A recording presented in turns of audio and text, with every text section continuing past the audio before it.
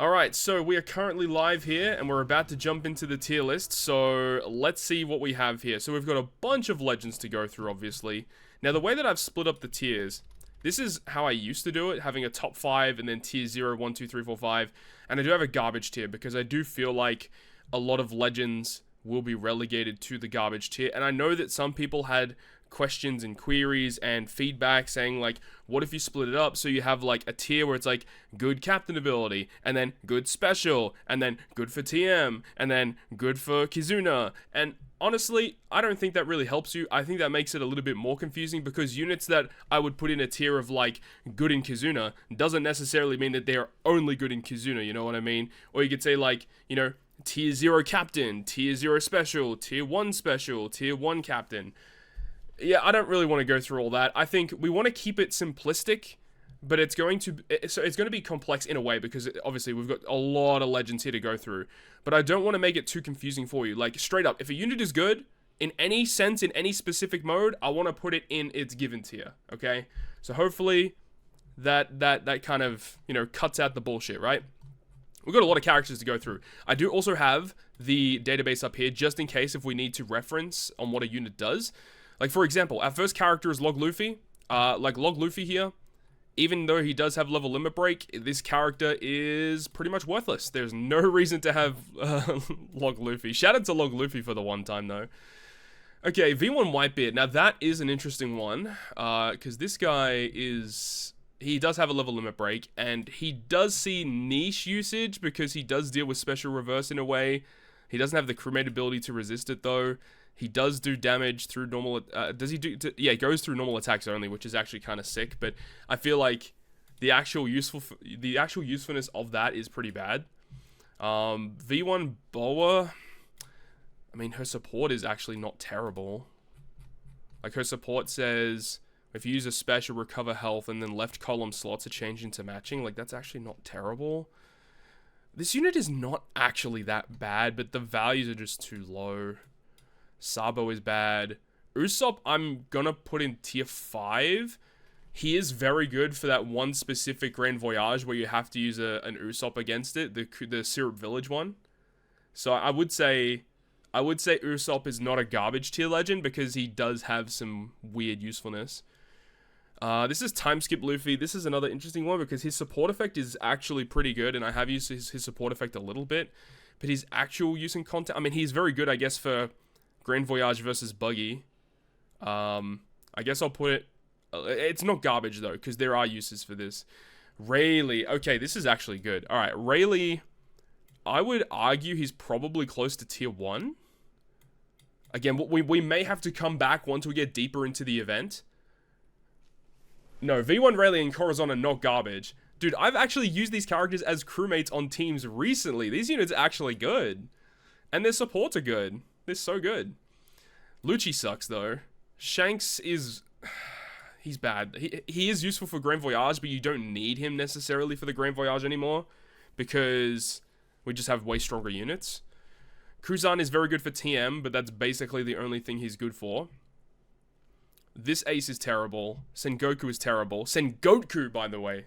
Sengoku. Hody Jones. Man, if this was like 2000 and like, what is it, 2008, like 18, 19, it'd probably be like close to top 5 tier 0-ish. But considering the content that we have now, he is pretty bad. Although his support is good. His support is actually not terrible. He only attaches to the Fishman. He does include Arlong though, which is good. And then anytime you're affiliated with special reverse, all powerhouse units get 2 turns of cooldown. Any unit you haven't used in the past year is automatically garbage. I mean, I suppose that's somewhat true. Mihawk, I would say he's in this tier. He might even be a little bit higher, but I don't really use him all that much. But he is good, though.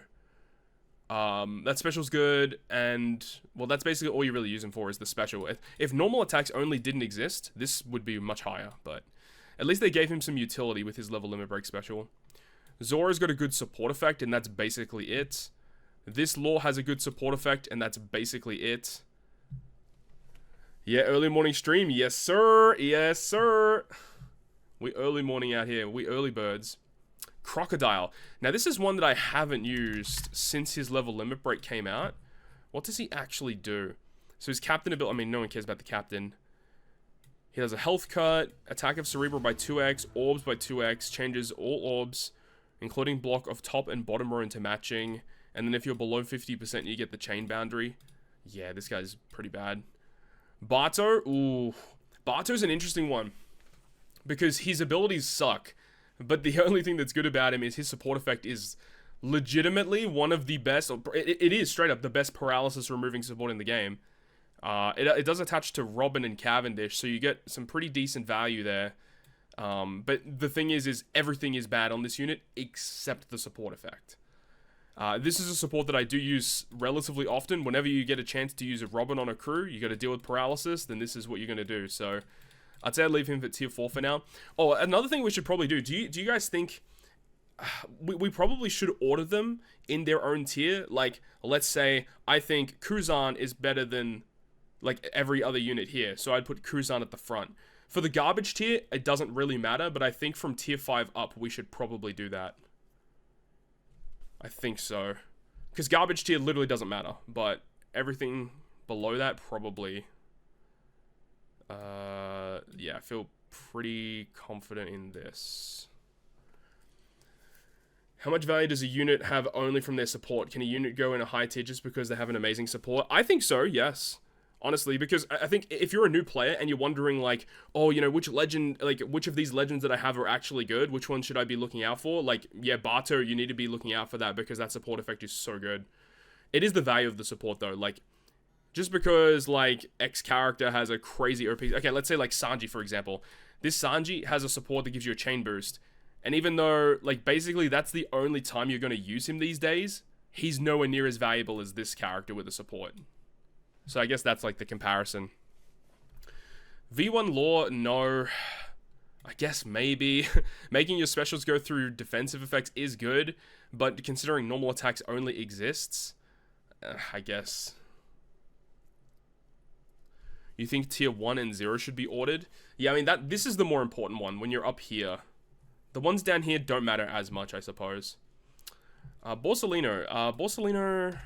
I did look up recently what he did, but I don't actually remember. Captain ability doesn't matter. Reduces paralysis completely on himself and resists special reverse completely. That's good. Reduces cooldown by 2 turns. Changes all orbs into matching. Attack boost and color affinity. That's pretty good, but the values are too low, and there's no, like, unique utility, so he's pretty bad. Okay, Buggy. Now... the thing is we just have, like, Buggy is essentially power crept at this point. I think Buggy is terrible. People may disagree with that. His support effect, I have used it before, but it's not that great. I don't really think Buggy deserves to be up high. I'd love to hear chat's opinion on Buggy, because the fact that Nami and Karina exist, does Buggy deserve to be, like, up higher? Probably not, right? Like, Buggy is not that great. A support tier list? I mean, there's a lot of characters to talk about for support. I literally have never, like, since Nami Karina came out, I have never touched this unit. Honestly. Yeah. Jinbei's actually not bad, to be honest. He's got a good utility special. Judge is bad. Magellan is bad. Corazon is... I'm going to stick Rayleigh and Corazon together, because they both have utility-focused specials and essentially identical support effects. So I do think that wherever we tag Rayleigh, we put Corazon right next to him. I think out of the two, Rayleigh is more valuable, of course, because the support on Luffy is more valuable than the support on Trafalgar Law. And they both have their usefulness in their special. Corazon is top tier. You can make your own tier list, you know. You can make your own tier list, but that's fine. Eneru is garbage. Sanji is garbage. Frankie, man, if only his General Frankie went through damage limiter still. I have used his support effect, so I guess his support is actually not awful. So I'll leave it there. Cavendish, very similar thing, only use him as a support effect. So I guess I'll put him at the bottom of tier 5, because his support is useful, but the usefulness of it is nowhere near as good as some of the other ones up here. Snakeman's actually good, to be honest. He has a great utility special. with his level limit break. And of course, he does have the pre-evolution as well. So now his special removes increased defense and Rainbow Shield by 6 turns. He does damage, chain boost, orb boost, beneficial slots. Captain ability is much stronger. The only real issue is, of course, is that it's a Luffy character. And then the unevolved version, what does he do? He does damage, boost attack. And then if he is the captain, you remove increased defense, bind, and attack down. Like, that's actually pretty good, but you have to use him as a captain, which is the downside there. So yeah, probably not as valuable, but the Snake Man's actually pretty good. Is it? Yeah, this is not including Pirate Rumble. If this was Pirate Rumble, this list would be completely different. Just normal content. Dogstorm, terrible. Cat Viper, actually good support effect. A support effect that I use somewhat often. Maybe down here. Boa is trash. Doflamingo, I'll put him at the bottom of tier 5 because his support's not bad. Big Mom is terrible. Fujitora, terrible. Luffy Law, terrible. Though this guy doesn't have a 6+ or level limit break yet. This guy legitimately, with those buffs, could become insane. Same with Sabo Koala. With those buffs that could come in the future, could legitimately be insane. As for right now, pretty terrible. Sakazuki, good support effect, and that's the only reason you'll use him. Nami is actually okay. Nami reduces paralysis and burn by 6. Change orbs of this character and adjacent character into matching. 2 times color affinity, 2.25 times orb boost. It's pretty good. Values are a little low though, so I'll put them down there. So it's utility, orb change, and damage increasing effects. Like, it's literally all you could really ask for a unit, to be honest. Shiraman. This is a hard one to rank because this unit is extremely unique. I think it's probably around here for now. It's just this character hasn't really been that useful. There's some niche circumstances, but I suppose if you don't have an established Treasure Cruise account, you don't have these super OP characters that can do orb change, utility, and damage increasing effects simultaneously, Shirahoshi Manchiro being able to just select any 2 debuffs on your crew and remove them by 10 turns, pretty good. So as a new player, this is more valuable for you, but as you get more of an established account, the value of this drops off. V1 Shirahoshi, basically only really use it for the crewmate ability. Her crewmate ability is insane. Douglas Bullet, what utility did he get from his level limit break? It wasn't bad, right? Damage nullification and barrier by 2 turns. I mean, that's very rare to remove those 2 debuffs. And then he does what he normally does, and then also it gives you an attack boost if you have normal attacks only. The values are a little low. He has a Rainbow Captain, which is kind of cool. But he's not garbage, but he's not, like, super powerful either. V1 Kaido. Oh, this is tough. Because, personally, I would put V1 Kaido in garbage. But there are uses for him. So I guess tier 5 is a pretty valid spot to put him for now. My man, Mr. Slam Jam Katakuri, unfortunately, he's absolutely trash. You do not need him. Rob Lucci, I would say he is trash. But he does have an okay support, gives you color affinity for shooters, which is kind of cool. Defense reduction, burn and paralysis, color affinity. Yeah, he's not that good, to be honest. He's bad. Luffy Zoro, again, kind of a unique character, because there are some use cases for that effect of him to generate those Wano slots whenever you hit with super effective damage. But again, this is another character that doesn't have a 6+, doesn't have level limit break. This unit, with those buffs, could become really, really good. Lucy. So this character reduces cooldown, paralysis, orb lock, attack boost, and then attack boost again. I'd say not good enough, to be honest. Nico Robin, being able to just tank any one hit is pretty cool, but I would say probably really bad. I like V1 Marco a lot, to be honest, even though I don't think he's like crazy good. He's got good utility, orb boost, and healing. This guy's still pretty good. Mihawk and Perona is terrible. Quickbeard's actually kind of good, to be honest. He might be a tier 3. This guy's pretty good. One of the most crazy supports in the game, to be honest, as well. Removes 3 turns of despair when you're inflicted with it, attaching to Marco and Ace. And then level limit break, getting burn and despair removal by 6, chain boost, attack boost, damage reduction, a further 20 turns of despair if you're at the low threshold. This guy's pretty good. I really like Quick Bid. And then his captain ability is like not awful either. Cooldown reduction, attack boost, damage reduction. He doesn't do a lot, but he's actually pretty good. I'll put him like here. Okay. Fujitora, all the Fujitoras are pretty bad. Super type Snake Man doesn't have a 6+ or a level limit break. Same with my man Mr. Slam Jam. These guys could receive really cool buffs in the future. As for right now, they're pretty bad. Garp is actually pretty good. I think Garp's very, very solid, actually. He probably goes near the top of this, to be honest. So, great support effect, only attaching to Kobe and Kuzan. Good special bind removal, chain lock. Garp is definitely a character you want to have. Smoker is terrible. He needs buffs. Rayleigh is okay. He's okay. Jinbei is so bad. I can't, like... this guy was bad on release, and then they buffed him, and he's still so bad. Awful unit. Luffy Sanji, no, do not need him. The Sweet Commanders are pretty good because of their support. Their support effect is very good. Big Mom and Perispero, whenever you're inflicted with Despair or Special Bind, you remove it by 2 turns. Actually good. Actually really good. Yeah, V2 Jinbei was never good. He was always been terrible. Man, poor Jinbei. Fire Tank, Capone, Gang, Bedge. Oh. I mean, it's unique.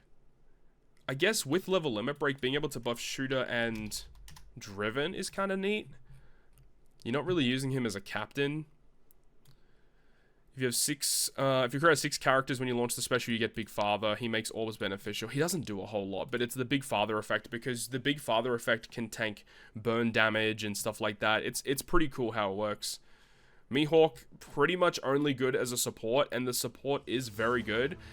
Again, this is one of the issues as to why I really didn't like Luffy, Zoro, and Sanji not do damage with their special, because then you lose out on stuff like this. Attaches to Zoro. If you use a damage dealing or a health cut special, removes Rainbow Shield by 3 turns. Like, that is so good. But the fact that Luffy, Zoro, and Sanji don't do damage really holds that back. Trafalgar Law, I would say, is around the same level. Unfortunately, Halloween Shanks is garbage. Kaido versus Big Mom doesn't have a 6+ or level limit break yet, but could be very good. V1 Blackbeard, I would say he's pretty garbage now, to be honest. There's just better units that can do what he does. Because if you want to have characters that do damage through defensive effects, you've just got Carrot, you've got Side Gear 5 Luffy, there's just so many other better options that you've got. Okay, let's see. We have V2, Shirahoshi and Mancherry. I'd say this character's quite good. Is it better than the V1? It's very close. They're both different in what they do. I guess I'll leave them together for now. They're both pretty good, honestly. This Zoro sucks. This Sanji sucks. This Mihawk sucks. Eneru sucks. Ace and Akainu is power crept to shit. I'd probably put him in tier 5. This character is just severely power crept at this point. V1 Ace is a good support with a 2-turn of All Block. Yeah, he does, but at the same time, I personally have, like, rarely ever used that. Because it has to be a Whitebeard or a marker, and it has to be a damage dealing special. And you'll be surprised, a lot of the good Whitebeards that I've ended up using in the past, a lot of them actually don't do damage. There are ones that obviously do damage, obviously, but there are ones that don't, and it really hurts when you want to use a support like this and you just don't get access to it. Same with Marco, actually, like, not a ton of markers that do damage with their special, so that really kind of hurts him. If this was just on special launch, oh my god, this would be cracked. But the fact that it has to be damage dealing really hurts him. Then we've got Nami. Nami's got a good support, so I'll keep her there. Dual Blackbeard. What a stinker of a unit. Gecko Moria. I think Gecko is actually not awful. I would put him in tier 5. I don't think he's a garbage tier legend. He has some weird usefulness. He's got really good defensive effects. A lot of people forget that he has, like, really good tankiness, but that's about the extent of his usefulness. Legend Cracker, good support, okay special. Fire Tank Pirates. This unit's actually pretty good. I'd put them up here. Really useful orb changing mechanics, good utility special, attack boost for multiple turns. I think Fire Tank's actually solid. Final Tap Kid. I mean, he did recently get the level limit break buffs. to include the tag functionalities now. So his captain ability isn't like that much greater. He does have the despair removal now in his captain, which I think is pretty cool. And then he has like the really unique special to get the attack orb or color affinity depending on the situation. NL support, I mean, I guess, but I don't like it that much because of it only attaches to driven, right? That's the issue. It attaches to a side driven unit. Yeah, side driven to actually get the color affinity. And this is one of these supports that I personally don't really use all that much. So I'm just thinking out aloud in terms of if I use it a lot. Like, and see, that's the thing. I completely disregarded that because I just don't even use it. Because like, how many side driven units out there that are actually like top level? I don't really think there's that many. Obviously, this guy's a side driven unit, I guess, in a way. Some news, I'm lost with all the legends. Dude, there's so many. There's so many legends to go through, dude. Okay, what else do we have? Ace and Sabo. I think this character is actually quite good. This might be tier 3. This character, I think, is better than all the units here. This character is very good. Good utility. Damage boosting effects. Don't really have any complaints about Sabo and Ace. They're good. Don't have a 6+ or level limit break yet, which could make them even better. Komurasaki is pretty bad. Whitebeard vs Shanks is bad. This Marco is okay. Decent utility. This Sanji is pretty bad. Germa 66 is pretty bad. King and Queen are basically just damage dealing units. They don't really provide much utility in their kits, so I'm not really a big fan of them. Their support effects are okay, but these are just units that are just kind of power crept at this point. Toki, oh man, here we go, chat. We're finally getting to the big boys. Toki is a tier 0 unit. Toki is insane. We've already talked about Toki extensively on the channel before, but this ability to apply partial immunity to 2 characters for 2 turns, oh, cinema. Don't overrate, bro, get out of here. Are you kidding me? Like, it wasn't even that long ago, people were using this on a Superboss Kizuna, like current Superboss Kizunas, and only relying on this as your damage dealing effect for attack and orb boost. Like, this unit is crazy. What are you talking about? This unit's insane. The only thing that's bad, obviously, is that the captain and the super special are pretty bad. No one uses the support either. It's just, this effect is so unique. Yeah, no, I don't know what you're smoking, bro. This unit's still crazy. Dex Sabo, no. Sai Straw Hats, no. Reiju, okay support. Vivi, actually okay, to be honest. Decent utility. Orb lock, full board of orbs, orb boost, pretty good. This Kizaru sucks. Carrot's very good. Carrot might be tier 2, maybe even tier 1. Carrot's around here somewhere. Don't know yet. I'll leave her in tier 2 for now. But for those who are unaware about what Carrot does and why she is so good. So Carrot, with her captain ability, she gives a lot of cooldown at the start of the fight, and then she only boosts Fighter, Slasher, Striker, Shooter, Cerebral. But the interesting thing is, for the first 12 turns, your character's normal attacks go through defensive effects.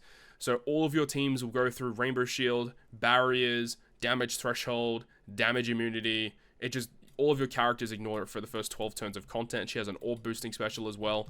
Straight up just a good unit, to be honest. Use Carrot more than Toki.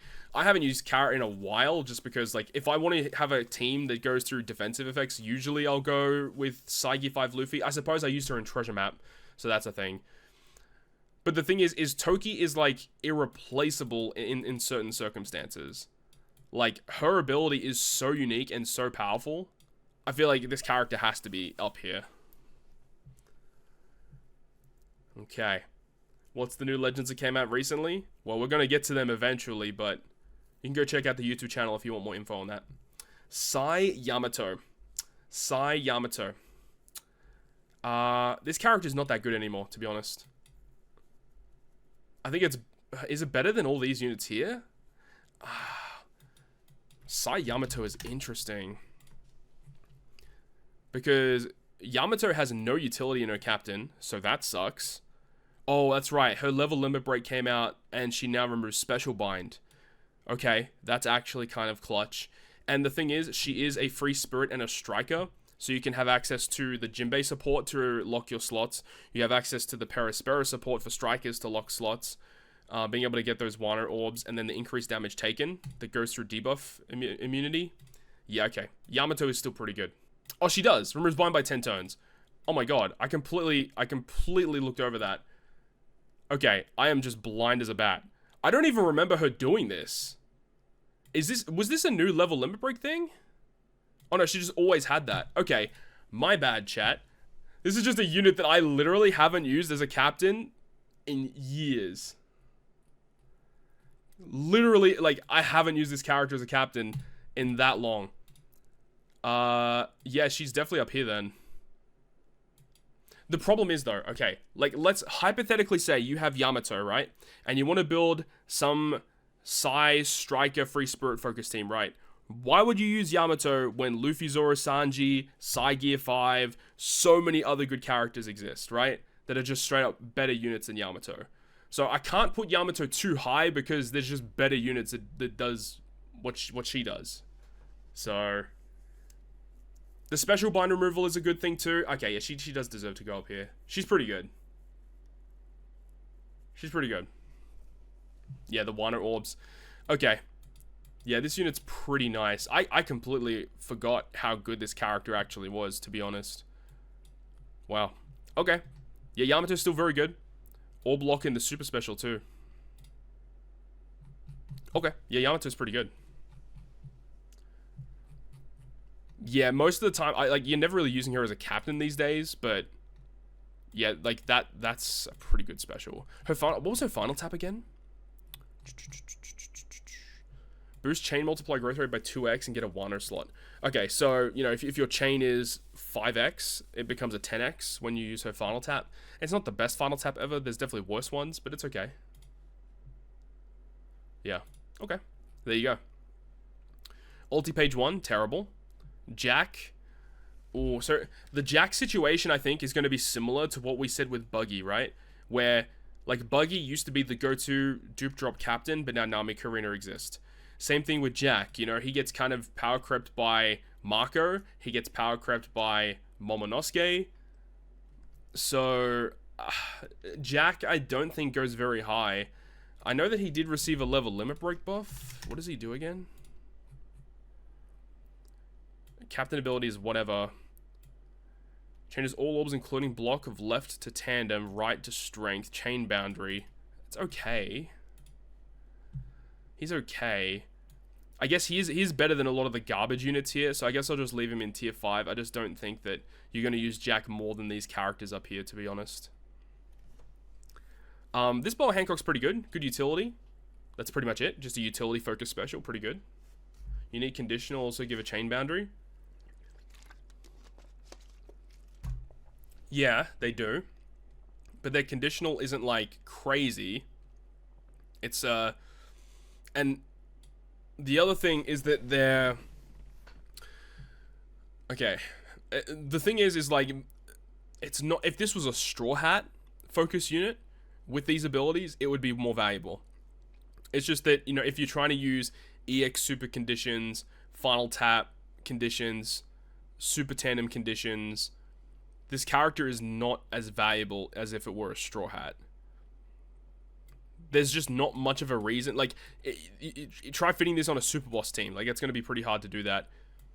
This is a character that needs level limit break super evolution for it to actually be warrant to be used, in my opinion. Wipe it and Shanks are trash. Yeah, they're pretty bad. They just don't do enough. Rayleigh and Coralor in tier 2? Hell no. No, I don't think they need to go in tier 2. I like where they are right now, to be honest. Koala's pretty good. Does she have utility in her special? I don't remember. Counter healing, heal, color affinity. Nah. The character's basically only used in other TM fights to deal with special reverse mechanics. So I'm going to put her a little bit lower. Coralor. Oh my god, I'm so bad. I can't read. Yeah, the special reverse in her captain is very good. That's the only reason this character ever sees play. I guess if you need color affinity for whatever reason, but just the utility in her captain is the main reason why. Because it is good. Removing 10 turns of special reverse is good. Mainly we'll only use her in other TM fights. Pudding? Oh my god, dude. Pudding's actually, like, kind of cracked, to be honest. I feel pretty comfortable leaving it tier... Maybe even tier 2. Pudding's very good. And then with level limit break to get the bind despair removal as well. She's got good orb change. And being able to stack a buff for another turn. I like it. I think Pudding's really good. I think I'm pretty comfortable leaving her at tier 3. Right around the same level as Sabo Ace. Like, Sabo Ace doesn't see that much play anymore. But they're still got good utility, you know? Yeah, this unit is Revolutionary Army. That's cool. Yeah, that's a good point. Yeah, this character might see more play in the future for more Rev Army tag units. Mr. Slam Jam, unfortunately, this Katakuri is garbage. Usopp and Nami. Now, I know that some people do like this unit, but I am not a big fan of this character at all. I think this character is just kind of bad. They do have the special bind removal and the paralysis removal. They give you color affinity. I just don't think this character's all that. I'm putting him down below. You gotta remember, if you're a beginner jumping in the game and you're looking at what legends you have, I don't think the priority would be Nami and Usopp. Yeah, we were saying that earlier. Like, if we could get, like, Super Evos for Luffy Law, Sabo Koala, man, these units are going to be kind of insane. Robin and Jinbei, yo, Robin and Jinbei are cracked. These units are so good. I feel very comfortable leaving them in tier 1. It's a Straw Hat focus unit. Robin gets access to OP support effects, decent switch ability, crazy good special. Captain ability sucks, but it is what it is. This unit's very good. Kaido crew sucks. Brook. I guess we have to leave Brook in tier 5. I think we have to show some kind of respect to V1 Brook. But I do think that, you know, again, if you're a beginner player, Brook is not a massive priority on your account. It's more of like very, very niche circumstances where you can abuse mechanics in the game to avoid debuffs for his revive to actually be good. The heyday of Luffy Law, man, when this character came out, it was a whole nother level. Whole nother level. Okay, Roger and Newgate. Okay, we're getting to some more Super Sugos here. I think Roger and Newgate, they're okay. They still have really good despair removal. They've got a good switch ability. Their final tap is pretty mediocre. Captain ability doesn't see much play. I think that I feel relatively comfortable leaving it in tier 3. Of course, if we're talking Pirate Rumble, this would be much higher.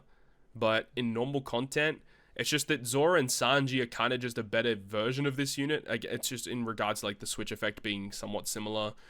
This character has the despair removal, but like that's essentially their utility, right?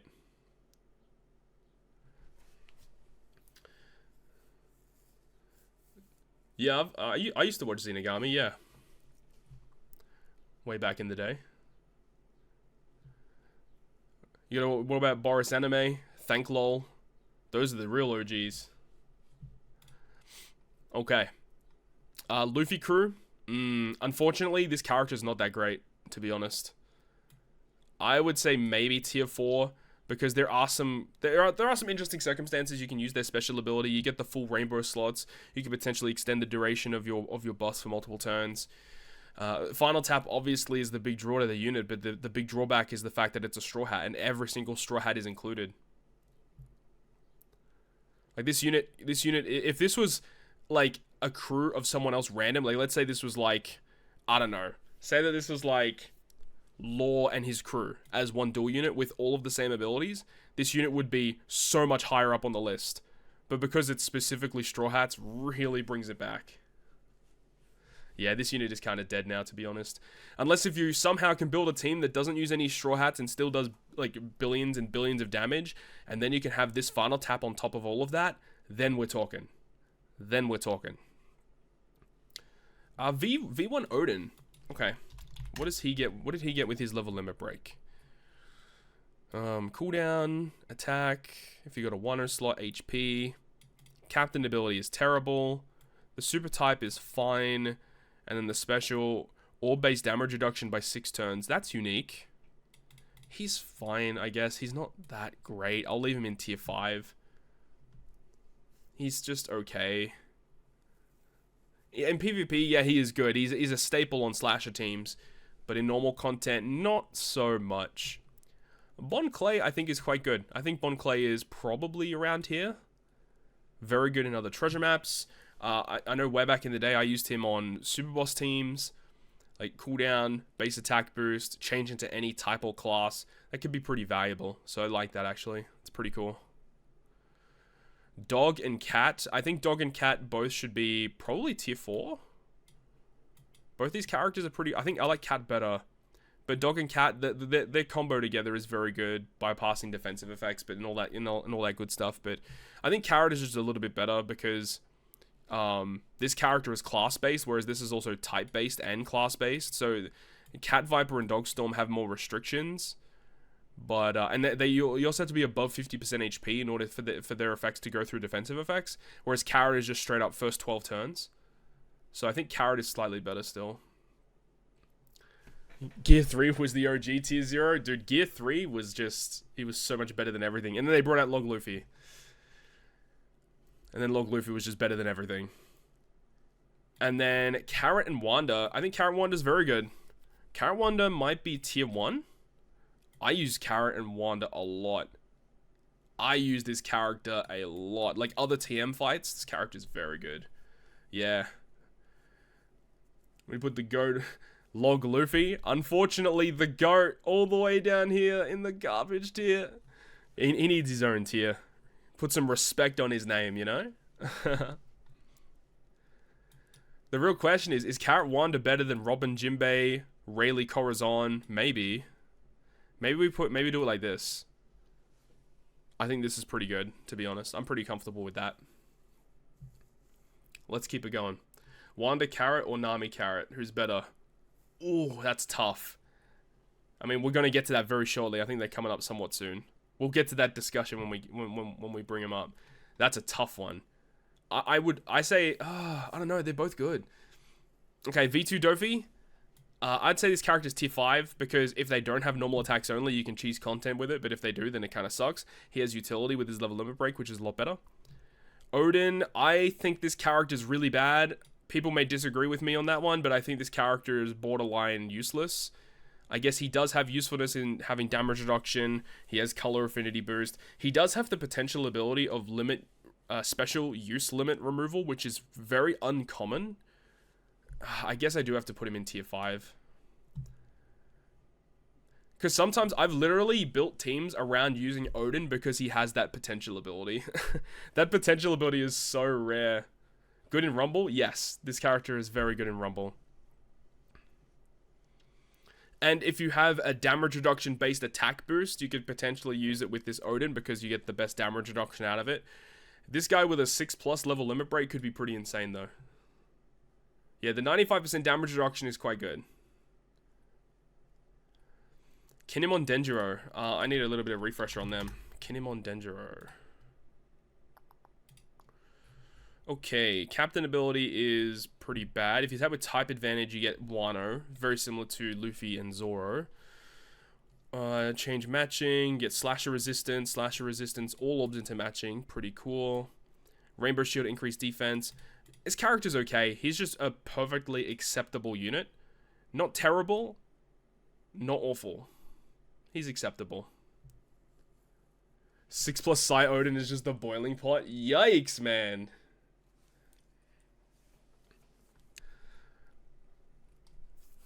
Yeah, but like Odin with a 6+ would be pretty sick. I'd be down for an Odin 6+, because they could probably give him damage reduction based attack boost, and if he has that on top of a 95% damage reduction, shoosh, that's a nice buff.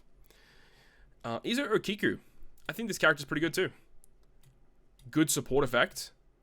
Very good support effect. Good special. Captain ability is garbage though. I think it's around here. Pretty good unit. No, the database isn't activated. Isn't up to date anymore. Though someone made a new database with the same stuff. So this is the new database link, which I just put in the chat. Who was I just looking at? Frankie Tanky. Frankie Tanky. I'd say is tier 5. Pretty interesting unit. Very basic, but decent utility captain. Okay special, okay switch. Just nothing really crazy. This Brook is garbage. Your Rogue is pretty trash. Drake is not awful. I actually want to put him in tier 4, to be honest. Drake is okay. Use Izo Kiku over TM? Yeah, pretty much. But that's like pretty much the extent. The support is good though. Attaches to a lot of good units. I think Drake is okay. He has special reverse resistance in his captain, attack boost and chain boundary special. Drake's okay. And another thing about Drake, by the way, this guy is a Navy tag unit. So keep that in the back of your mind if you end up trying to build teams, because him being a Navy tag could be very important in the future. But also, he boosts, like, striker stuff. He's, like, striker-focused, and he's Navy tag, so you can use him with J. Garcia Saturn as well. Drake.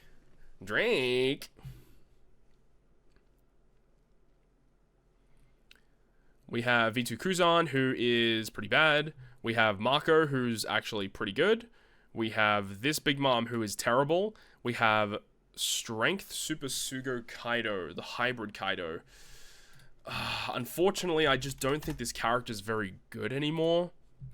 When this guy came out, he was probably my favorite legend in the game at the time of his release.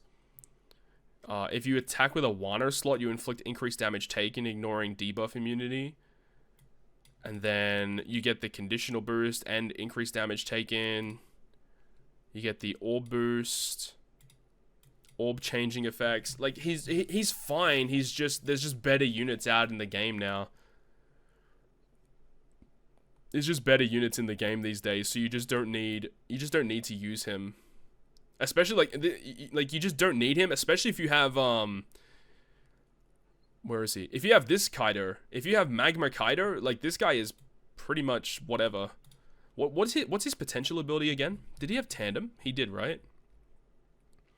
Yeah, he did have tandem. Yeah, it's pretty decent tandem as well. Okay. Well, that's that. Ace and Yamato. Whew. Ace and Yamato are very good, actually. I would say they're probably tier 0 still. People may disagree with me on that one, but, like, this character is legitimately still kind of wild. Good artwork.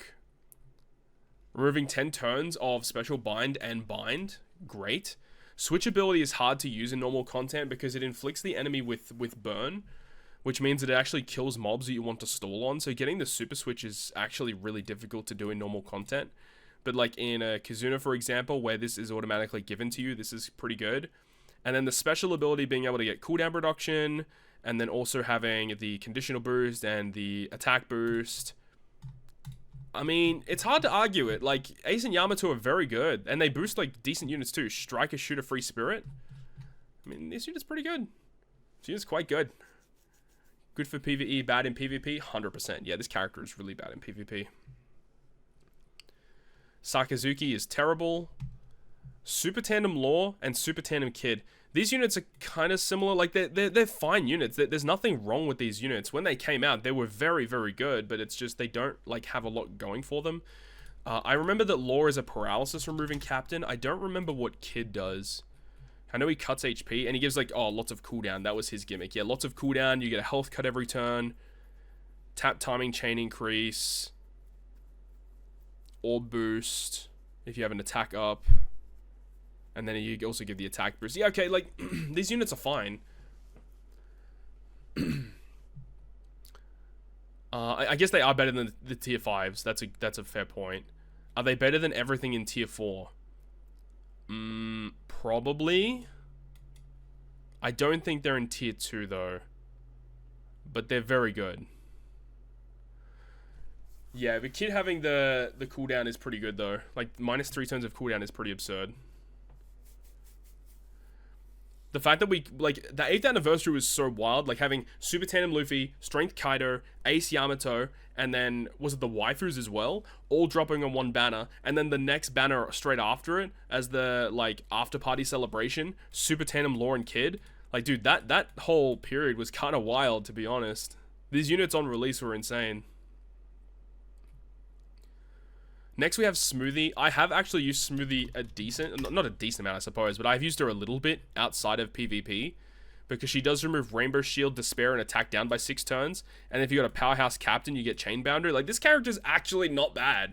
Like, actually got a good special. And it's a Powerhouse Slasher, decent class combo. Like, honestly, I think this character's pretty good. All things considered. Smoothie's pretty good. And then she's Big Mom Pirates as well. Hopefully get more Big Mom Pirate tag support in the future. My boy, Mr. Slam Jam. Okay, this is the Treasure Map Legend Blackbeard. Treasure Map Legend Blackbeard, I think, is okay. I know that he has bind removal in his Captain, and he does have Super Tandem, but his Super Tandem you're not really going to get to activate. That is the wrong Blackbeard. It is this one.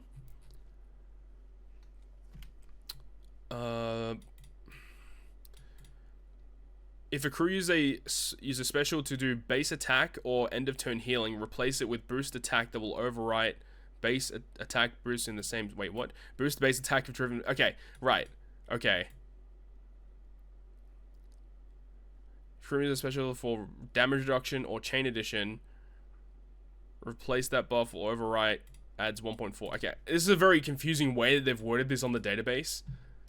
You're not really using him that much as a captain. But this special's okay. Removing bind by 10 turns and you get a chain boundary. That's basically all it is. So I think that it's better than the garbage tier, but he's not like crazy. Same effect as dual Blackbeard. Yeah, so it's like a special replacement kind of thing. Yeah. It's fine. It's fine. Black Maria. I mean, all of the Toby Roper here. I think these two are terrible.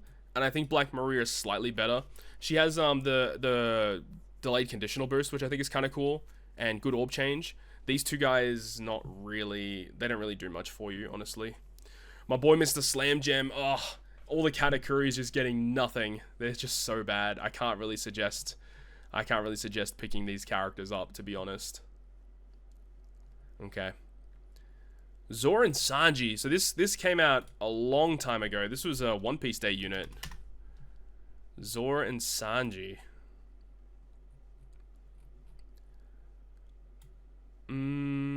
Damage reduction, beneficial slots, increase the effective color affinity, changes into size slots, inflict increased damage taken, but it doesn't go through full immunity. And if you have 6 Psi or Dex, you get the big color affinity buff. This character is really bad. This character is really bad. Ulti is actually good. I think Ulti is tier 3. Good utility special. Has a good support effect as well. Attaches to a lot of the good Toby Roper, Kaido units. It's pretty good. And Hiyori. Hiyori is amazing. Now, is Hiyori a tier 0? No, Hiyori's probably around the same level as, like, Jinbei and Robin in terms of usefulness. I think this character is very, very good.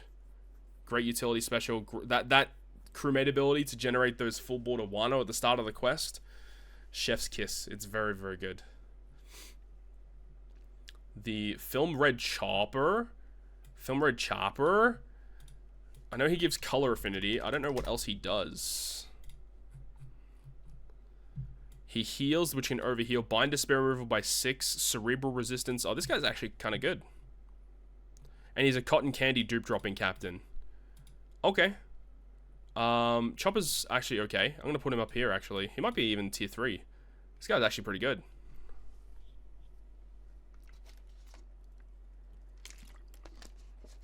You'd put Robin Jinbei slightly over Hiyori.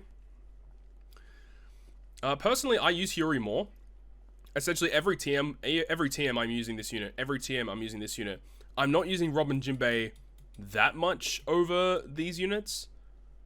I mean, they're all relatively similar. They're literally right next to each other. I feel like these characters are all very good.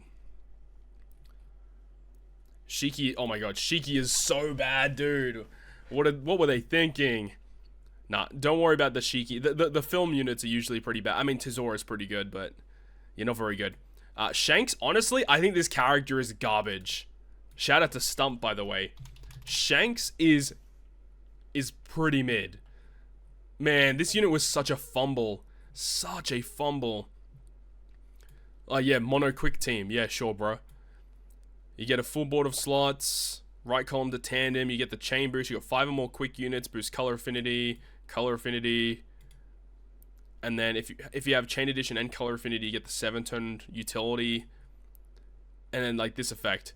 Changes all enemies into strength for 1 turn. It doesn't go through full immunity. Oh, this guy sucks.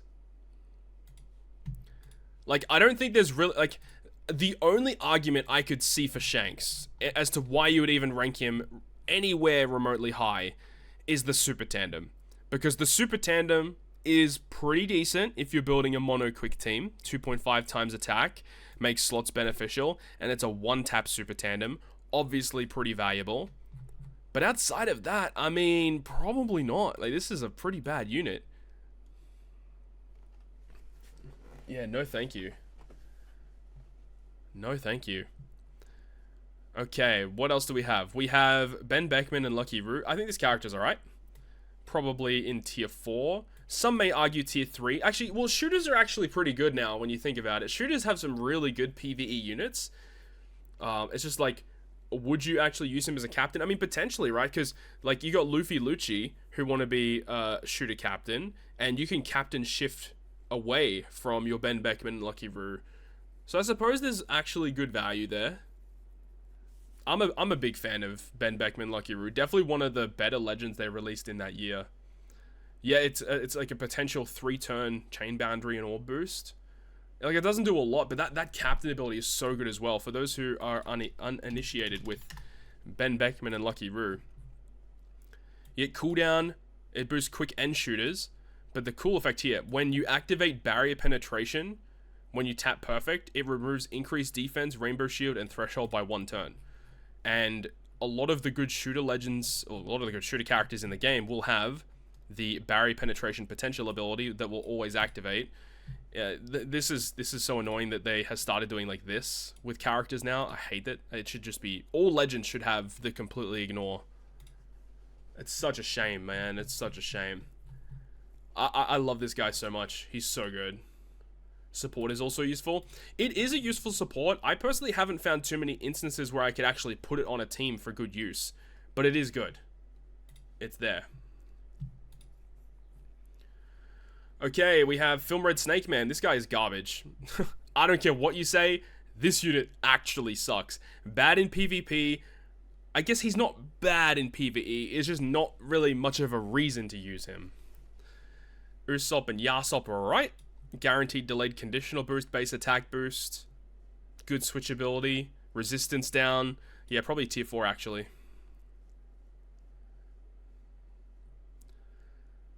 Dude, this Luffy is so meh. Trust me. You do not need this Luffy in any sense. Special. Does damage. Boost attack. If you have attack up, you get orb boost. If you have attack and orb up, you get a full board of orbs. And you buff the attack and orb. It's just like, why use this when we have Luffy, Zoro, Sanji? You know what I mean? Like, this character is just not that good. Captain ability is just like damage. And then if a Straw Hat uses the special, it reduces the special bind on himself completely and gives him max special. So you can use it up to 3 times per turn to basically get his special to launch multiple different times. This effect, whatever, to be honest. It's just, he's very, very meh. Yeah, you just don't care about this guy. Yeah, no utility at all. It's just damage, and he's not that good at it because we have better units that do what he does, but better. And also, I will say that his unevolved artwork looks really good. I'm a big fan of his 5-star artwork. This one right here. I like this artwork a lot, actually, but not very good. Super type Sabo Super Evolution. Did he get any utility? He's sort of like a miniature chain captain. Color affinity. He's just color affinity and chain. Burn, chain, tap timing, bonus damage. Yeah, he's pretty bad. He's pretty bad. Only used in Grand Voyage. Okay, well, if he's used in a Grand Voyage, then I guess we can put him in tier 5. I mean, you could say that about a lot of these units. Like, oh, they're used in a Grand Voyage. Nah, straight up, this character's bad. This character's bad. Sengoku! Yo! Sengoku! Look at this dude right here. Look at this guy. Yeah, he's bad.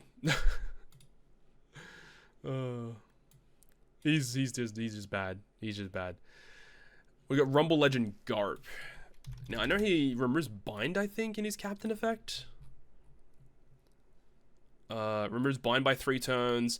Oh yeah, he allows your fighter and powerhouse characters to ignore barriers and buffs. This special can only be activated if one other special has been used. So you can use him and one other special during the same turn. I like it.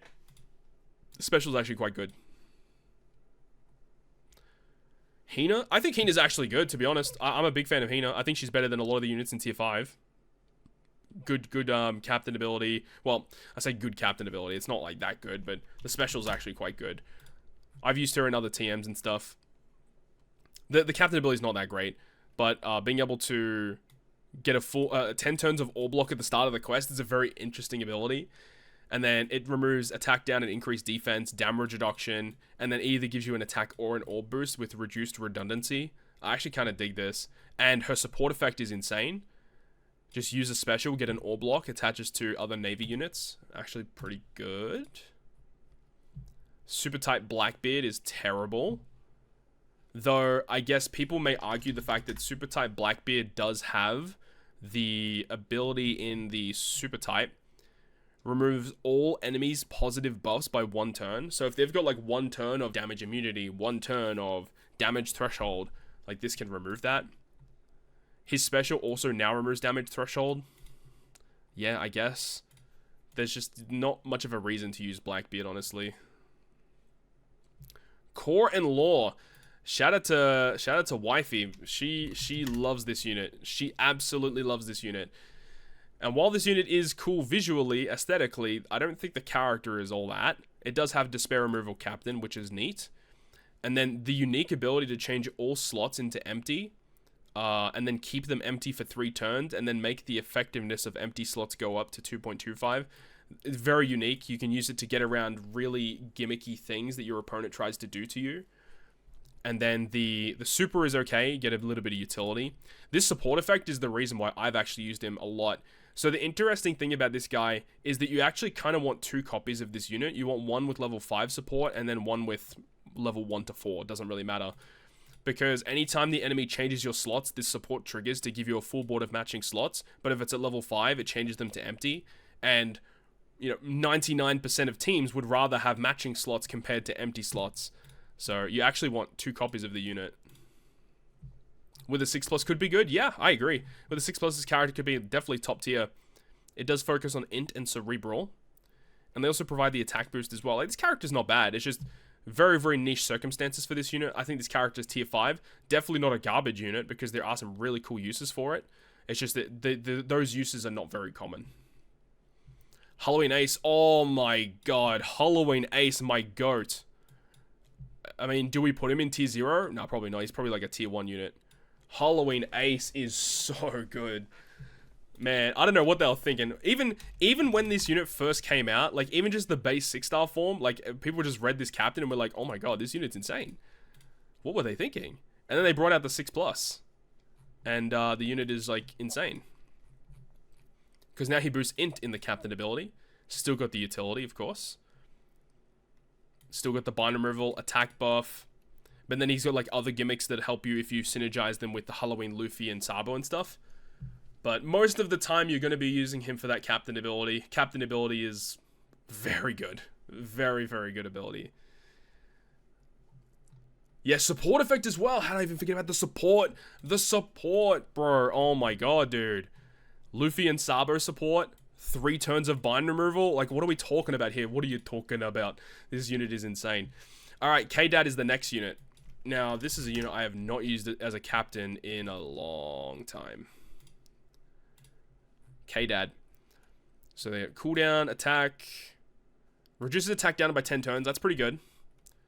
And then special removes damage null by 5. Which is interesting. Orb change. Attack boost. And then if Odin or use the same special, you get the other buffs. Orb change. Fine. A good final tap too, I think, if I remember correctly. Final tap. Adds 1 times total damage dealt from normal attacks from other slashes this turn. It's pretty good. This character's pretty good. So let's put him... Yeah, probably tier 2. Yeah, I would kind of agree with that. Do any of the characters in tier 3 deserve to go up? I mean, this guy is good, but the damage numbers are so much lower. Like, there's not really... Yeah, I don't think so. I'm pretty comfortable with this at the moment. I agree with tier 2. Tsunachi! Oh my god, every time you just click on them and you just get that, they're just yelling at you. Oh my god. Okay, next is Orochi. Now, Orochi, I have never pulled this legend. So I don't even remember what he does. Cooldown each time you take damage. And then the more you take damage, the more beneficial buffs you get. Cooldown, damage, or boost.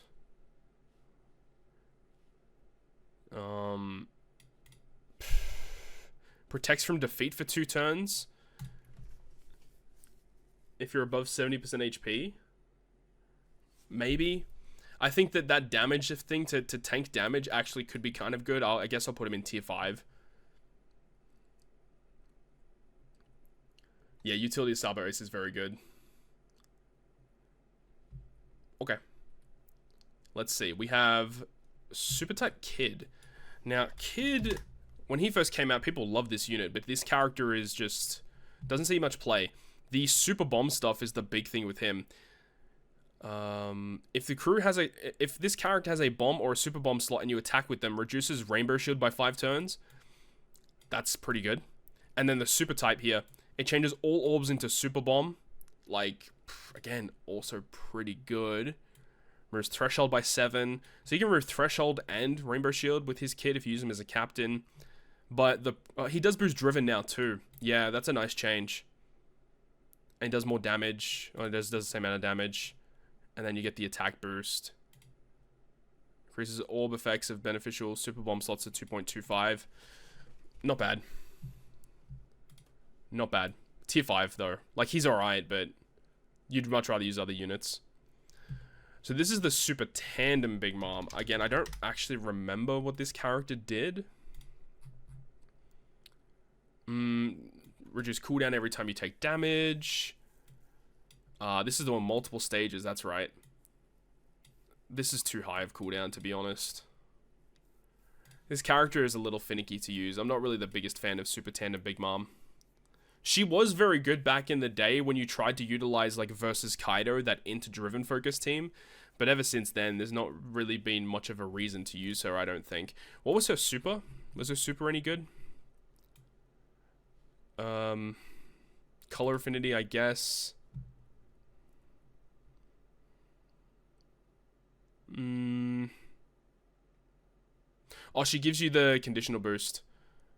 Yeah, okay, the conditional boost is actually alright. I don't think she's that great, to be honest. Page 1, terrible unit. Jinbei, I would put in tier 5 because he does have that unique captain ability to tank any one hit. And doesn't he remove Rainbow Shield completely on the enemy side of the field? He's probably tier 4. He is fighter and powerhouse focused though he is a Sai unit, so he could potentially work with Luffy, Zoro, Sanji in a way. Okay, he's pretty decent. This is the Strength Kizuna Hancock. Don't actually remember what she... Oh, she has the permanent attack boost, right? Cooldown. Okay, captain ability is terrible.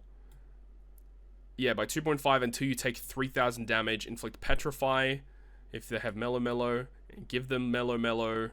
And then makes badly matching and block slots not reduce damage. This effect is pretty redundant, this last line.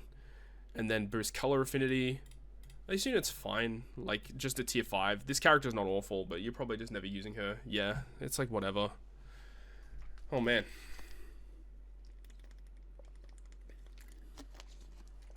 Okay. Next, we have 6+ Chopper. 6+ Chopper is actually very good. He probably goes... top of tier 3. He's got great utility. And Chopper gets access to Brûlé support. Absolutely love to see it. Chopper gets actually, and also Neko support as well. Just remove Remove tons of shit by 5 turns, basically. He's really good. Really nice unit. V1 Roger. How the mighty have fallen. I think V1 Roger is still a usable character. He's just nowhere near as good as what he once was. Like, yes, you could put him lower, but he's still usable, I suppose. He's just not as good. He's just not as good. Kaido versus Yamato. I'm still a big fan of this character, to be honest. I think this character deserves to be in tier 1. Maybe at the top of tier 1 for now. Yamato has a crazy good super tandem versus Kaido. He's very unique in what he does, but I'm not really sure if people are going to go out of their way to use versus Kaido anymore. Versus Yamato still got a good set of abilities though. Synergizes well with other good Wano-focused characters. Striker, Free Spirit.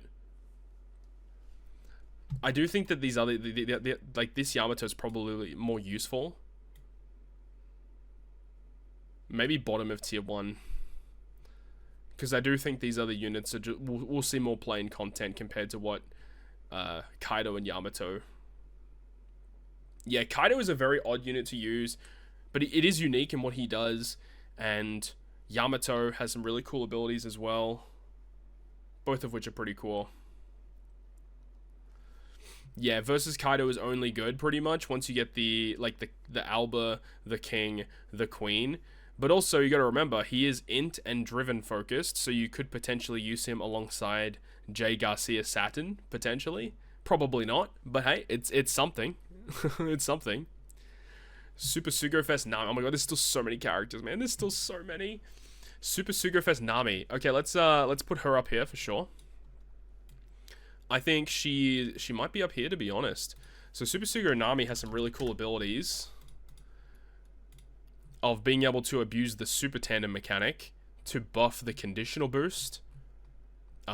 Captain ability is fine, basically guaranteed full paralysis removal, and also the cooldown reduction, so you could potentially get a special to launch multiple times per quest.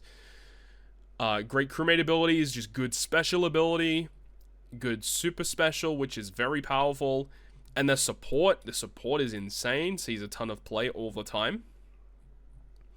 This unit is just straight up a good unit, to be honest. This unit is really, really good.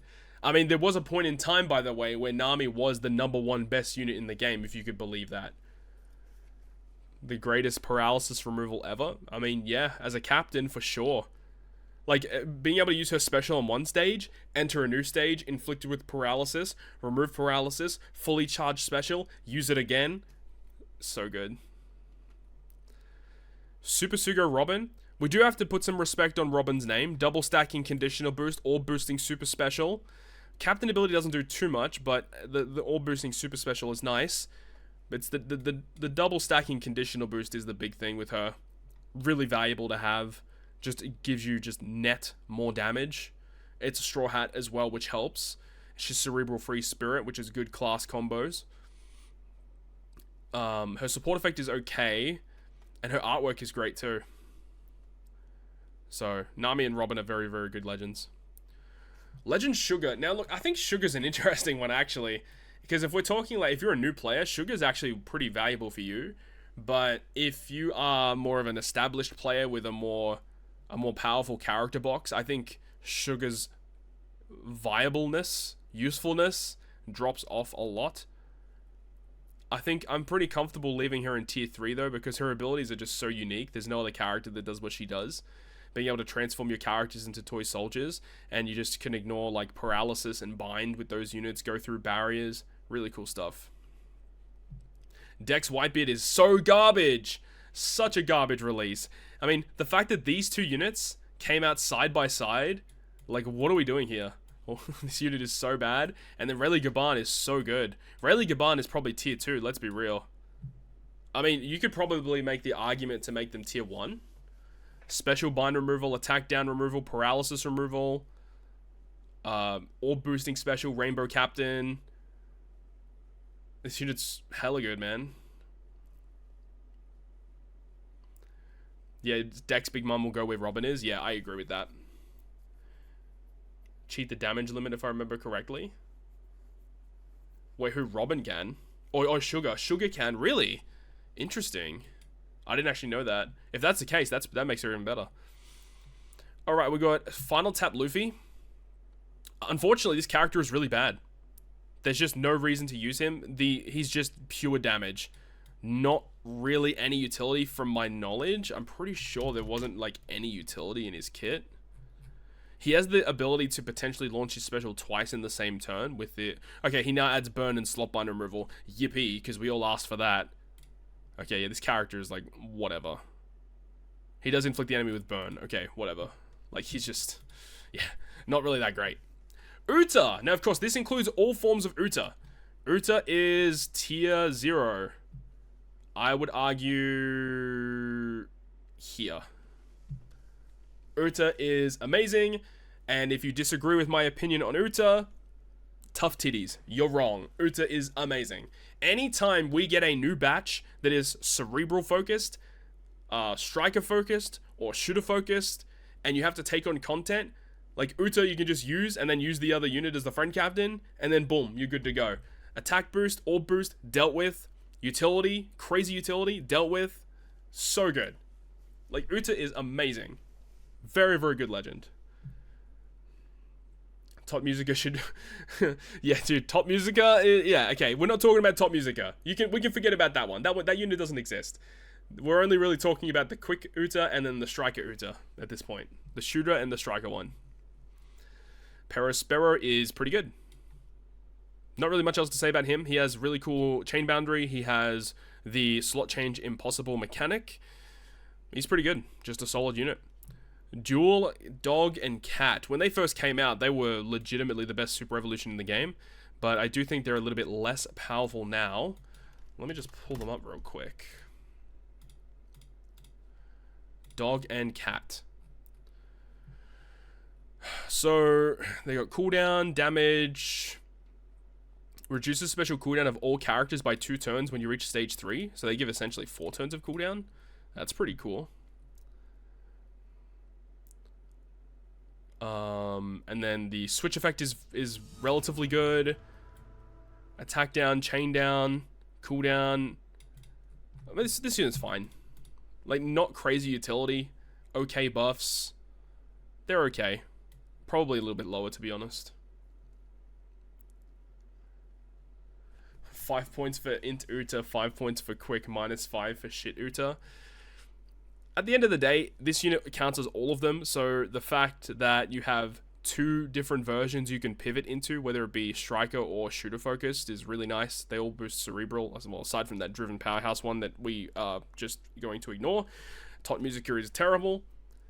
Could you imagine if Top Musica just had the same abilities as the other Utas, but was driven and powerhouse focused? Cinema. Honestly, that would be amazing. But no, they decided to do something different and make the character actually garbage.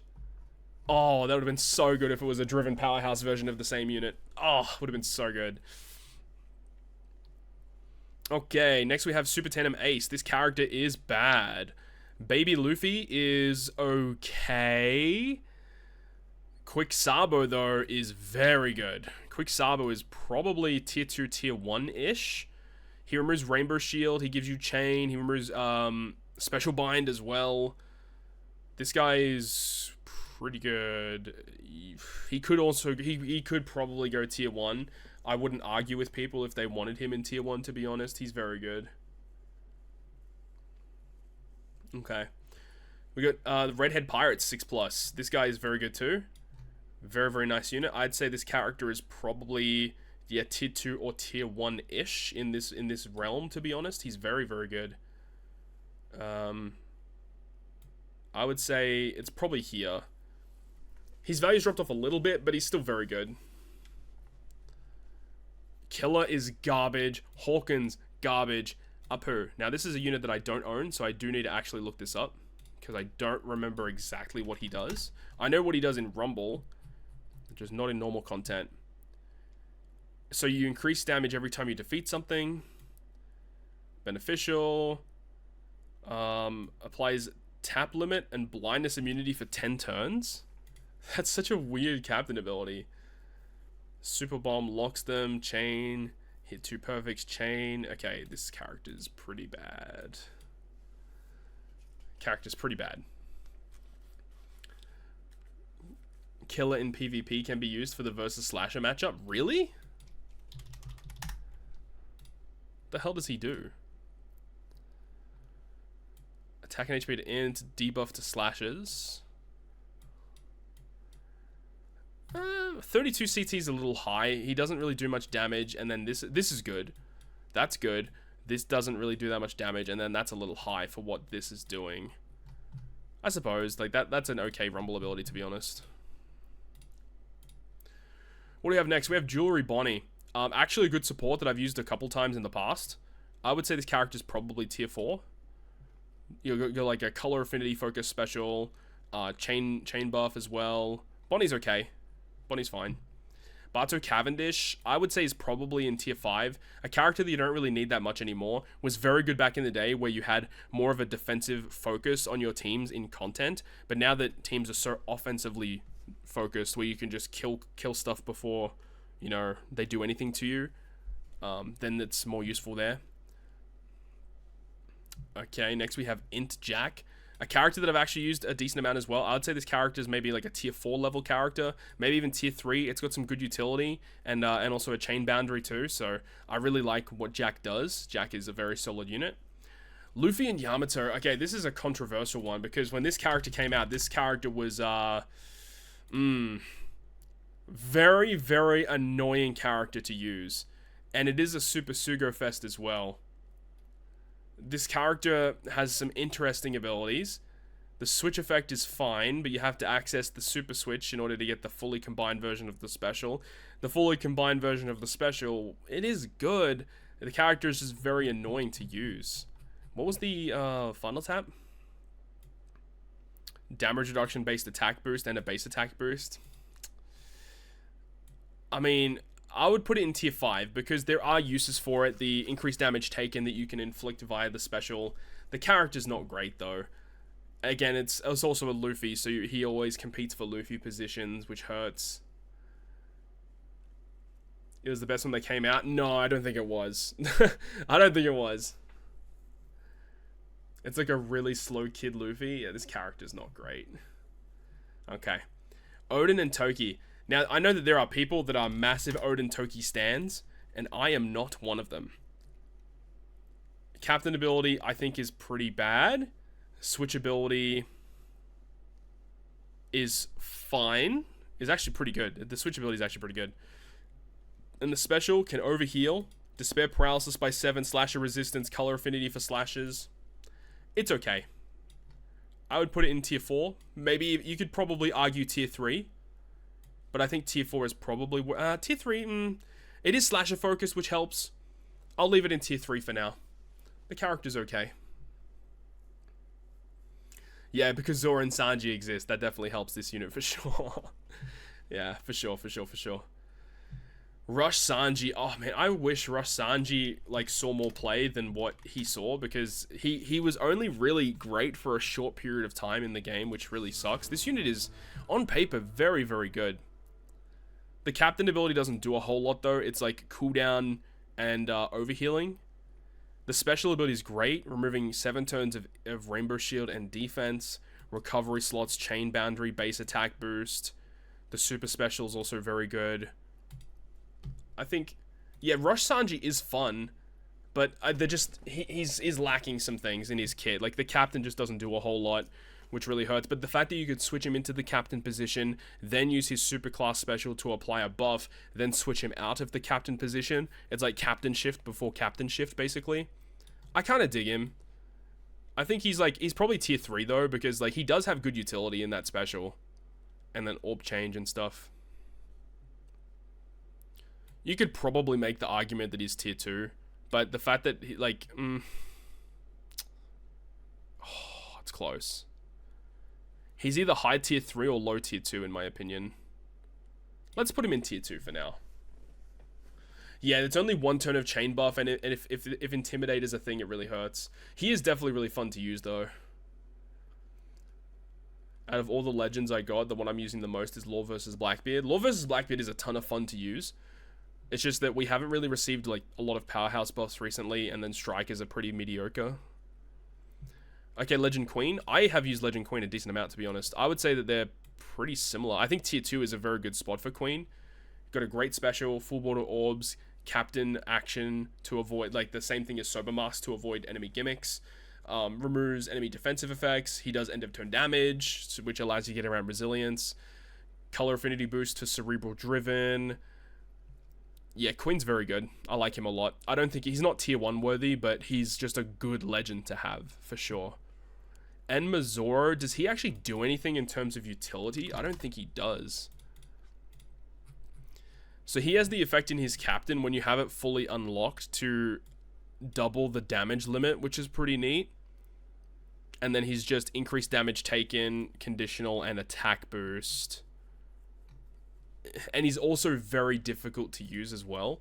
So I do think Enmazor, he's good, but he's not, I don't think he's very high tier. Probably tier 4. If this was Pirate Rumble, this character's very good in Pirate Rumble. Outside of that, no, I don't think Enmazor is that great. And there's just a lot of other characters you would rather use over him. I love the visuals of this guy though. Great special animation, great artwork. I mean, like, look at this, man. Look at this artwork though. This artwork just goes crazy. Super sick. And you can see Alba getting sliced in the back. So cool. Queen also has Scientist Tag. That's a good call. Very good call. We've got Alba. Alba's very good. If you're a new player jumping into the game, you'd be very happy to have this one. Alba, the main reason you would want him is because of his captain ability. So for those who don't know what Alba does, his captain ability essentially says, "Don't touch me." Reduces bind despair, special bind paralysis completely on himself, and also special reverse. And then he's just HP and attack boost. His super special can generate slots on himself. He makes recovery slots into Wano, generates a recovery slot on himself with the super special, and then his own special changes all slots, including block, into whatever orb he has. So you can basically generate a full board of Wano. Gives you a really good chain boost. There's some cool stuff going on. So I'd put Alba in tier 2. He's good. He's good to have. And I think he's got super tandem too as well, right? Yeah, he does. Yep. Which is nice. I think all of them have super tandem. King, Queen, and Jack. I did put Jack pretty low. Where is he? He's down here in tier 4. It's just because his captain ability is really bad, whereas like Queen and Alba actually have usable captains. Jack, not really, but Jack does have a good special. I kind of want to put Jack in tier 3, actually. Because Jack's special is very, very good. Yeah, his captain ability just said, no, not today. Not today, man. Maybe another day. Alright, what do we got next? We have Dual Big Mom. No. Ivankov. Actually, not bad. You could have actually received Ivankov for free from the free-to-play, like, login stuff every single day. We got it relatively recently, like, the last couple days. And this unit, I read this unit for the first time the other day. Like, well, obviously, I'd read the unit before, but for the first time in a long time, I read it. And this character's actually pretty good. It's just, it does different things depending on what class and color your captain is. If your captain is Fighter Slasher, you get attack boost for 3 turns. Shooter Striker, orb boost for 3 turns. Free Spirit Powerhouse, color affinity for 3 turns. Driven Cerebral, chain boost for 3 turns. Strength X Quick, increased defense and rainbow shield removal. Sile Int, bind and despair removal. And like, these are good numbers too. Removing these debuffs by 6, and then these buffs, 2.25 for 3 turns. Chain boost, 1.3 for 3 turns. Honestly, pretty good. Spent your medals on him the day before the mail was sent. No, my mans. Wasted those Sugo medals on Ivankov. Feels bad, man. Hey, at least you got him, though. Alex, what's good, bro? Does his special with Kizaru. So that means, hypothetically, if Kizaru was your captain, you'd have the Slasher captain, so you get the attack boost. You'd get the Shooter captain, you get the orb boost. And his Dex, so you'd also get the rainbow shield and blue shield removal. Yep, so all of those would occur simultaneously if Kizaru was your captain. Which is pretty wild, right? Getting all of those abilities to activate. Cerebral Free Spirit. So, pretty cool unit. Pretty cool. Whitebeard versus Blackbeard. Okay. Whitebeard versus Blackbeard. So, the captain ability of Whitebeard, immune to blow away and despair. And then Blackbeard says, any despair you were inflicted with, he changes the despair to be a 1.2 chain boost for 3 turns. So they both have the ability to avoid that, but they're slightly different. Psi Powerhouse, Dex Powerhouse. Whitebeard has the special to give you the chain boundary for 3 turns and the full board of tandem slots, which is good. Whereas Blackbeard gives you the tandem slots and then the orb boost for 3 turns and base attack boost.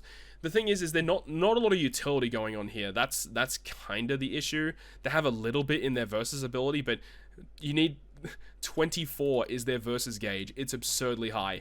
Very difficult to use. Doesn't really see a ton of play. I think this is like probably just a tier 5 unit, honestly.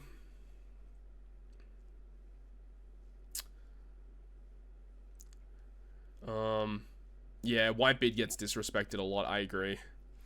Shank's Buggy is actually pretty good too. I think this is probably a tier 3. Removal of paralysis and attack down. Good color affinity buff as well. Decent switch too. Not really too much else to say here, just a decent like utility special that can give color affinity. Dofi and Croc is terrible. Absolutely awful unit. Luffy and Ace 6+. I don't actually remember what Luffy and Ace do in their Super Evolution. Did they deal with special reverse? I don't actually remember.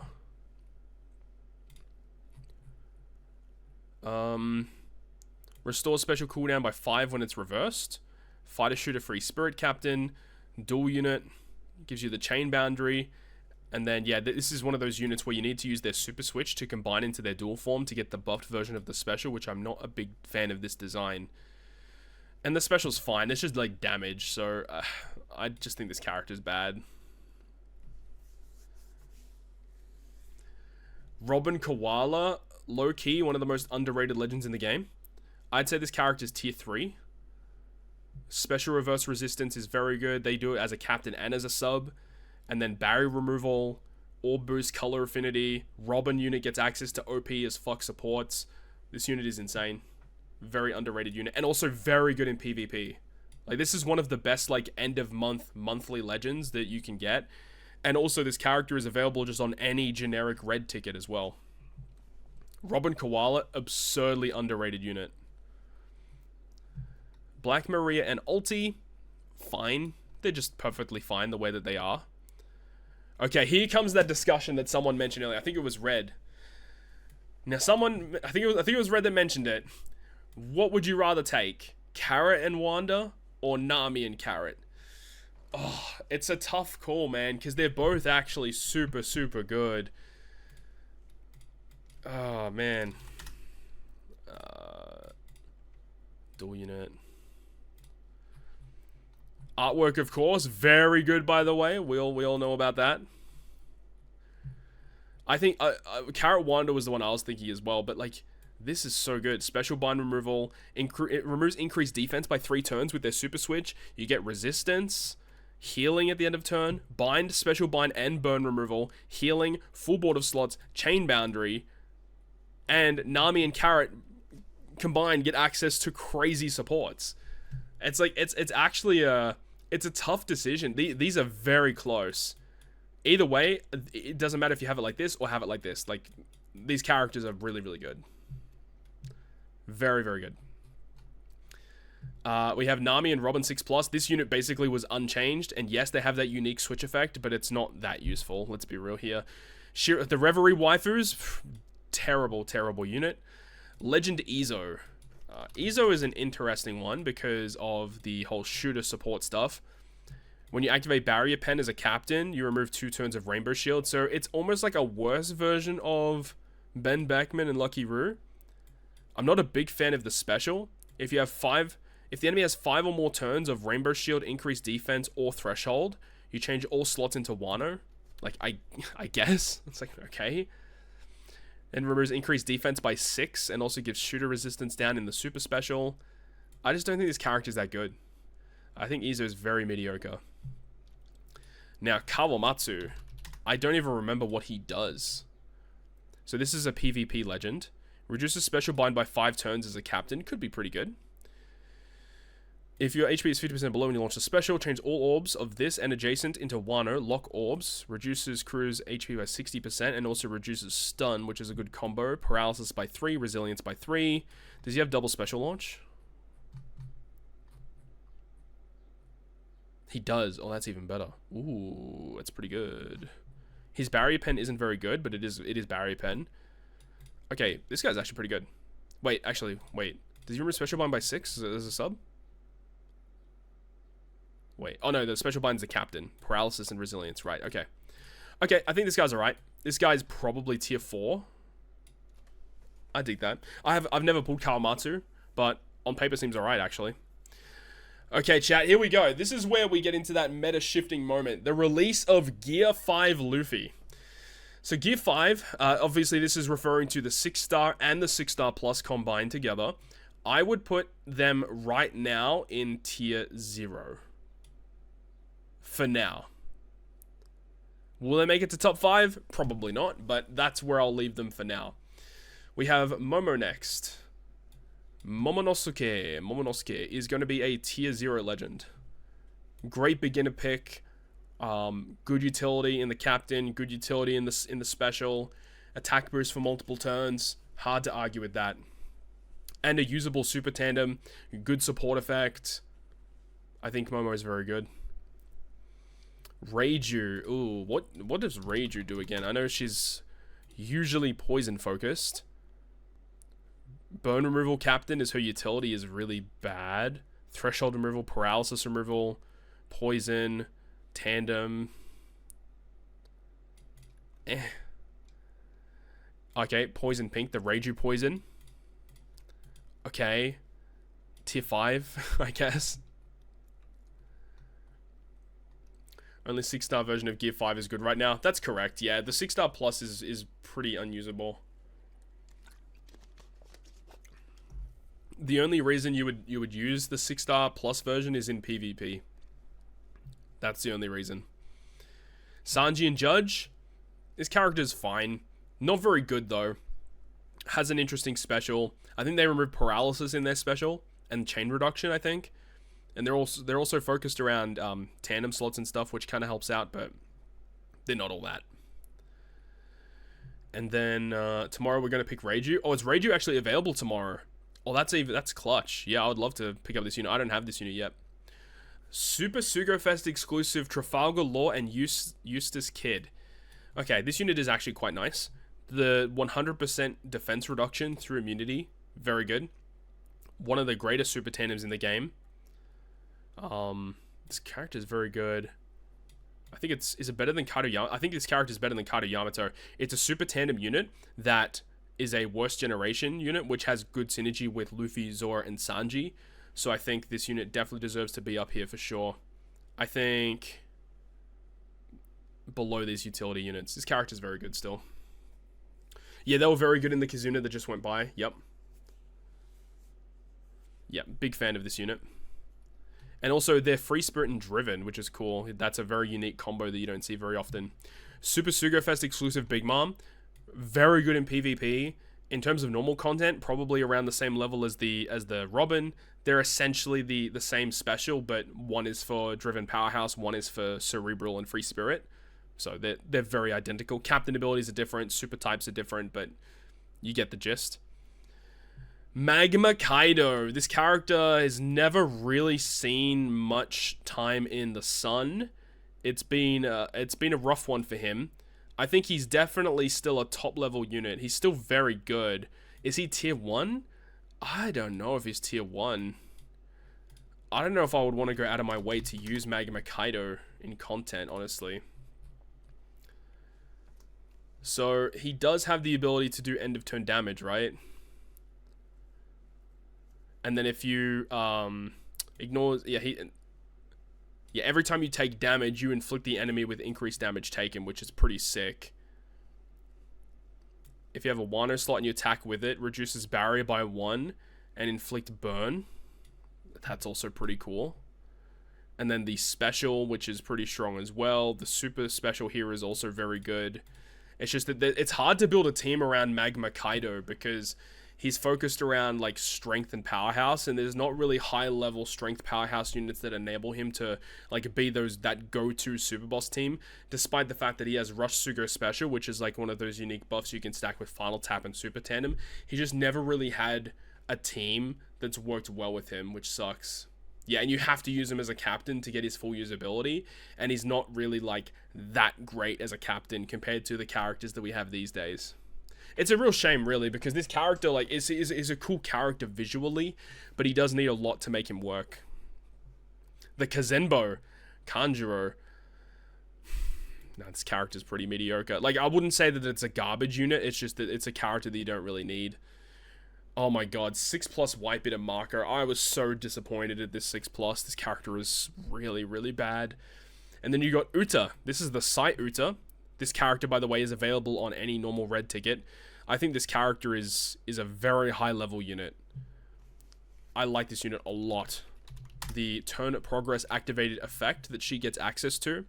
So every time that it launches, it removes the special bind, which is sick. You get the attack boost, you get the conditional boost, you have the super special, which can delay the enemy. And she's got the captain swap, so you can switch her into captain, you can remove the captain switch. Like, you got a lot of cool stuff here. Despair reduction in the captain. Also focused around size shooter free spirit. This character's really good, actually. And it also has super tandem too, right? Super tandem ability, which is... You need to have 2 of the following units, but it's a boost for size shooter and free spirit. Support effect. Yeah, the support effect is pretty bad, because it's only removes special bind on 1 target character, so it's a little niche, but it's pretty cool, though. Sight Uta is good. Oh my god. Kizaru and Fujitora. This unit is terrible. Really, really bad. Guild Tezora 6+. I think this guy's pretty solid, actually.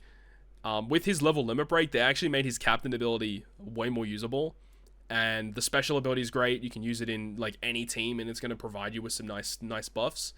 And obviously, we're not talking about PvP, but in PvP is very good still. Okay, chat. Okay. Nami and Karina. Oh boy. What a release this unit was. Holy.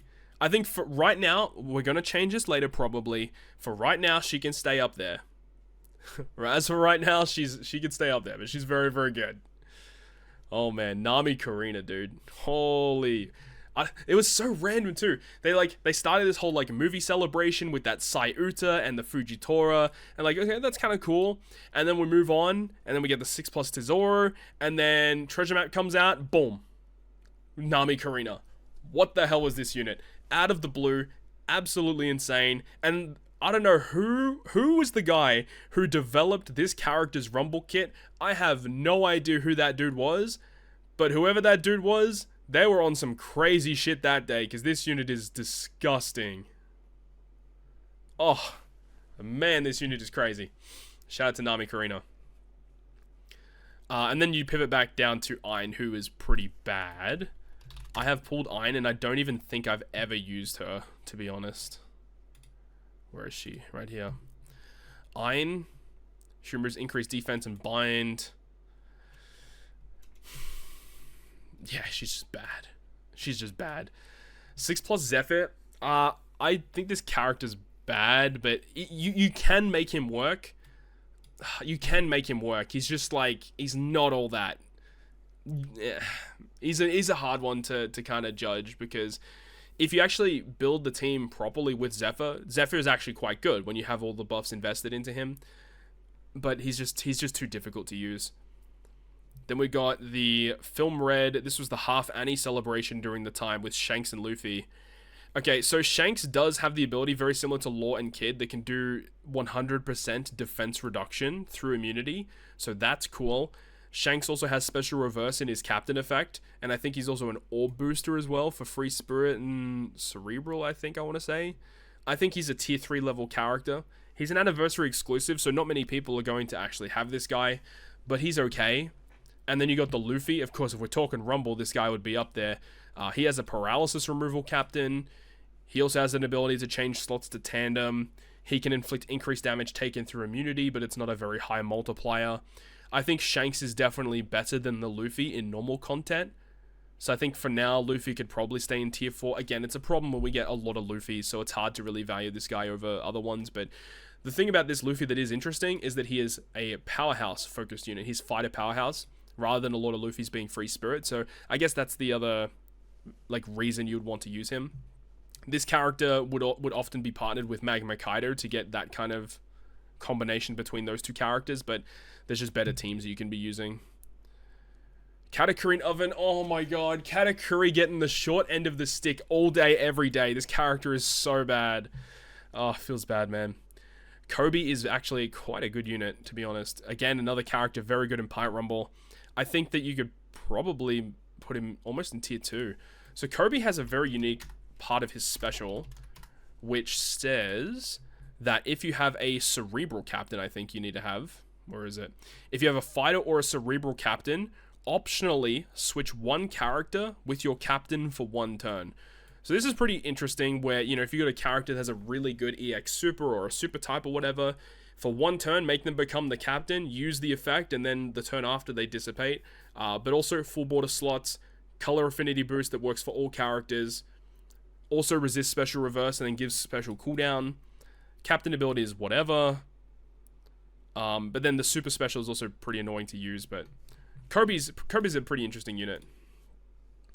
Yeah, very, very good in PvP. I probably will drop him down a little bit. He's not like a character you're going to use a ton, but he's just kind of unique with what he does. So, Stampede Luffy. I think that if you are a player that doesn't have a lot of great characters on your account, Stampede Luffy is actually really good for you. But in terms of the damage that he provides, he's not really good for damage. He's more of like a utility captain because his captain effect, if I remember correctly, reduces despair and paralysis by 10 turns. And his special removes, I think it's attack down. So he's got some good utility.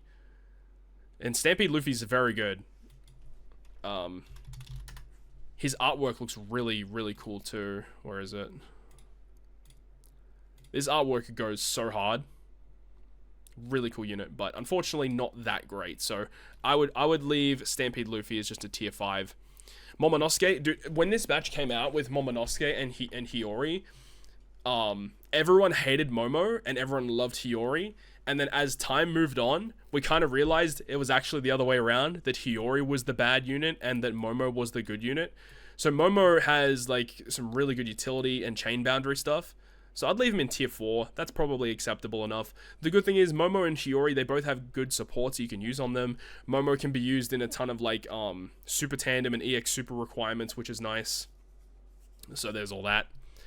Then we have Raizo and Shinobu. I actually don't remember what they do in normal content. I've never pulled this unit, but this is also one of those units that we can get for free coming up soon. So Raizo Shinobu, when you perform barrier penetration, you remove increased defense by 2 turns. Removes poison and blindness completely.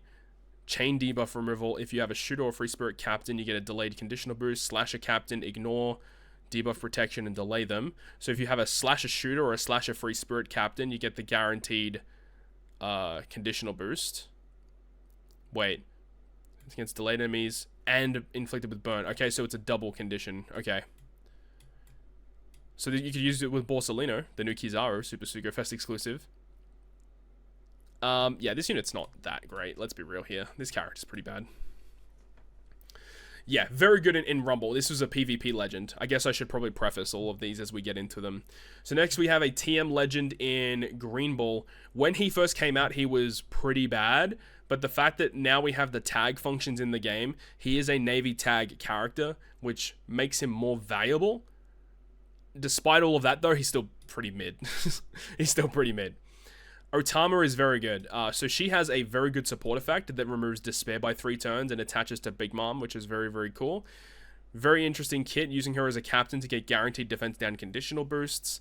Not a lot going on, though, but there are some usefulness, like, effects. There are some useful effects going on with Otama overall, but kind of mediocre still.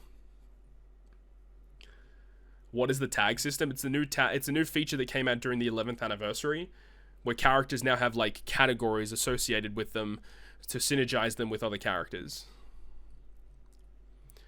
Next we have V2 Shank 6+. He is absolutely terrible. Do not need this guy. Okay, We're getting to New Year's celebration of 2023 into 2024, I think it was. So, we have Super Sugo Fest exclusive Roger and Odin. This unit stinks. This unit is just not that great. I guess you could probably put him in tier 4. That's probably as high as they go, in my opinion. You're a bit harsh on my boy Shanks. I'm not harsh on him. The developers are, because they made him bad. Bro, this character is just not good. Captain ability is very mediocre. Very, very mediocre. The special, okay, removes paralysis. And then it does pretty much the exact same thing as before. I guess the attack boost now being preventable against clears is the nice thing, I guess. There's just not much of a reason to use this guy over a lot of other legends in the game. So yeah, Roger and Odin, I don't think they go any higher than tier 4. Dual Yamato, okay, this is an interesting one because I do think this unit is actually not terrible. I don't think it goes super high though. The thing about Yamato that is big is that she has arguably one of the hardest hitting single hits in the game. When you have her fully maxed out, you have all of her abilities set up. She hits hard as hell with that final tap ability. She does have bind removal captain, I want to say. I'm pretty sure. Oh my god, there's so much text here. What is going on? Bind removal by 10 turns. And she's focused on shooter and slasher and striker, should I say. And her special gives a really big color affinity boost, increased damage taken, removes rainbow shield by 7 turns, resistance down. Like, it's not a bad special, and the effect of her to get that final tap is the other big thing about this unit, is why she just hits really, really hard. But she is just kind of like whatever, because if you're not using her in a Super Boss Kizuna sense, you're not really using her in much content outside of high damage content, because she's just color affinity, rainbow shield removal, bind removal captain, and then buffing final tap damage. The whole reason she exists is to buff final tap damage, pretty much, and she does use that effectively, but outside of that, she doesn't do a whole lot. But then, chat, we've finally reached it. We have finally reached the number 1, right? Unanimously agreed. Zoro and Sanji, the best legend in the game. And it's not, it just is. It is what it is. Zoro and Sanji are the best unit in One Piece Treasure Cruise. They're not moving from the number 1 position. They are staying here. This unit is way too good. Not really much else to say. Zoro and Sanji, they stood up on that podium and they are not leaving. They pulled out the deck chair. They're chilling out. They're staying there. Okay, moving on. We have the Super Evolution of Final Tap Law. Unit's fine. I guess tier 4 is perfectly okay for this unit. You could probably argue tier 3 because, you know, the fact that they're boosting Deck Slasher and Cerebral, pretty good in Grand Voyages. Yeah, I guess tier 3. I'm pretty happy with tier 3 for Law. You could probably argue tier 2, but I wouldn't. You could, but I wouldn't. Okay, this is the free-to-play Ace. Very difficult to use because he is shooter striker focused, double stacking conditional boost, very similar to the Robin and the Big Mom. But the rest of Ace's kit, I don't know. I guess tier 3 is still perfectly okay. I like these units a lot better than the Ace. Yeah, 100%. Big Mom and Robin are better. This unit is hard to use in content. Plus, it's very hard to get this character maxed out. Very, very difficult. I was the wise guy that ended up doing this and getting him to 150, using all those materials, getting him rainbowed out. It was not worth it. It was not worth it, I can tell you that for sure. But then again, like, you never know. In the future, we could get some crazy stuff to make this Ace actually work. But as it stands right now, definitely not. Alright, next is going to be the Bath Time Luffy. This guy's okay. Again, it's a Luffy unit, so he's going to have competition against himself. But he's okay. He removes Special Bind. He removes Paralysis, I want to say, as well. He's got Rainbow Orb Change, Attack Boost. This unit's perfectly okay the way that he is. I haven't got any issues with it. Okay, next we have Super Sugo, not Super Sugo Kaido. This is the Super Evolution Kaido. This guy's actually pretty good too. I like this guy. I don't think I'd put him in tier 3. I think tier 4 is a perfectly good spot for him. The increased damage taken, and then potentially getting a conditional boost as well. An okay captain. This guy's pretty good. Yeah, this Luffy being boosted in every treasure map is also very, very good too. Then we've got, so this is actually moving on now. These are the normal batch legends at the start of 2024, I think. So here we have Lilith and we have Bonnie. Lilith is probably just a tier 5 legend, but then I would put Bonnie as a tier 4 because I actually use this support a decent amount. It's a good support just to get increased damage taken conditional boost. Lilith I don't use all that much, but she has some okay abilities. If you have the rest of the Vegapunk stuff, this character definitely would help you out. But Bonnie's okay. She's got some okay utility going on. She was the first character in the game, to my knowledge, that had the whole weakness debuff. Yeah, she does have the same final tap as, like, K-Dad and stuff. It's, like, focused on cerebral units, right? 1 times damage dealt from normal attacks from other cerebral units. It is a good final tap. It's just that I haven't really found, personally, much of a use for it. And I have this character rainbowed, and I just don't ever use this unit, so I can't really recommend it in high levels because I just don't think it's that useful. Like, if the rest of her kit was really useful, used all the time, then her final tap would be more useful. This Boa Hancock is okay. Her final tap, I think it's final tap or a super, I think it's a super tandem. She has a 1-tap super tandem, which I think is quite good, but the actual effect from the super tandem is not that good. I don't actually remember what her special does. Pain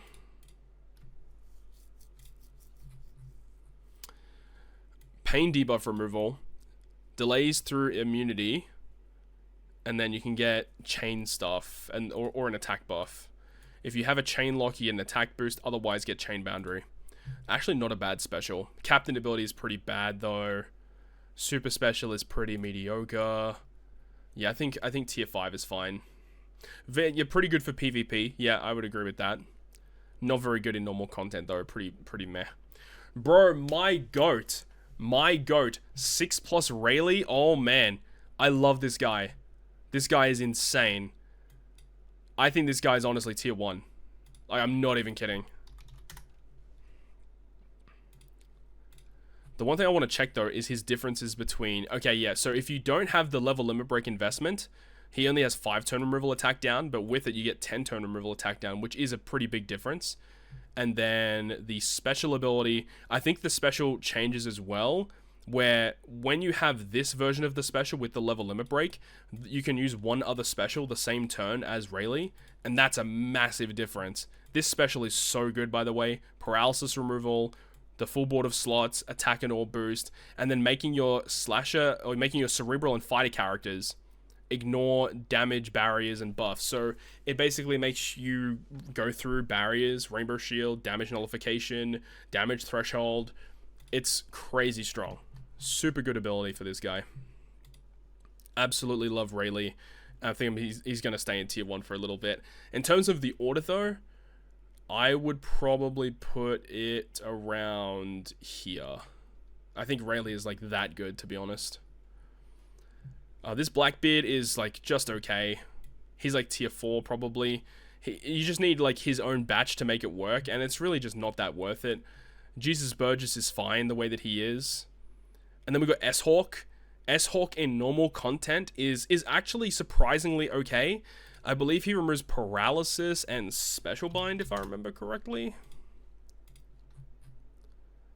Yeah, paralysis and special bind, and then has the same thing as V1 Mihawk, pretty much. Yeah, okay. He's actually pretty good. Decent utility, and that's pretty much it. Cross Guild. Oh my god, I love Cross Guild so much. I think they're tier 0. I think that they are probably around this tier right here. The usefulness that they have in normal content, being able to use their special multiple times per turn or multiple times per quest. Set target status is broken. And then the second special, being able to remove defensive effects and also get a chain, an orb boost, and the chain boundaries on the third special. This unit's amazing. Yeah, with Zoro Sanji making everyone slasher to make full use of that set target status. Yep. Zoro Sanji enable all these other units to have like crazy abilities. Toby Ropo, what a joke of a legend. Character is garbage. Arlong Crew, garbage. Sugar and Dofi, they're okay. Moria and Perona, they're okay. S Shark, bad. Atlas is actually good, a treasure map legend. I would say Atlas is like tier 4 or tier 3. The reason why I like Atlas so much is because Atlas has the ability to remove, where is it? Orb-based damage reduction by 6 turns. I love that. Attack down removal captain. Love that. And then very similar to Lilith in terms of the abilities here, but I like what Atlas does better. And then they have the final tap, which is just the train growth final tap, which is like whatever. It doesn't really matter. But Atlas is pretty solid. I like this unit a lot. Yeah, Atlas in PvP is very good. If you're building like a cerebral focus team, yeah, hella good. You got 4 dudes with Sanji and Zora, nice. Cross guild is so good with Zora and Sanji, yeah, absolutely.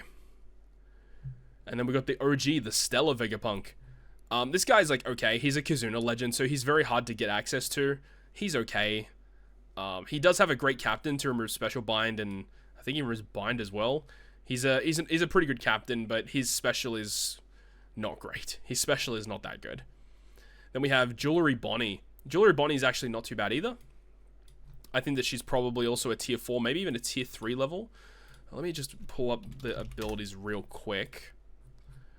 Captain ability sucks, but then reduce special bind by 10, cooldown by 2, 8 more recovery orbs.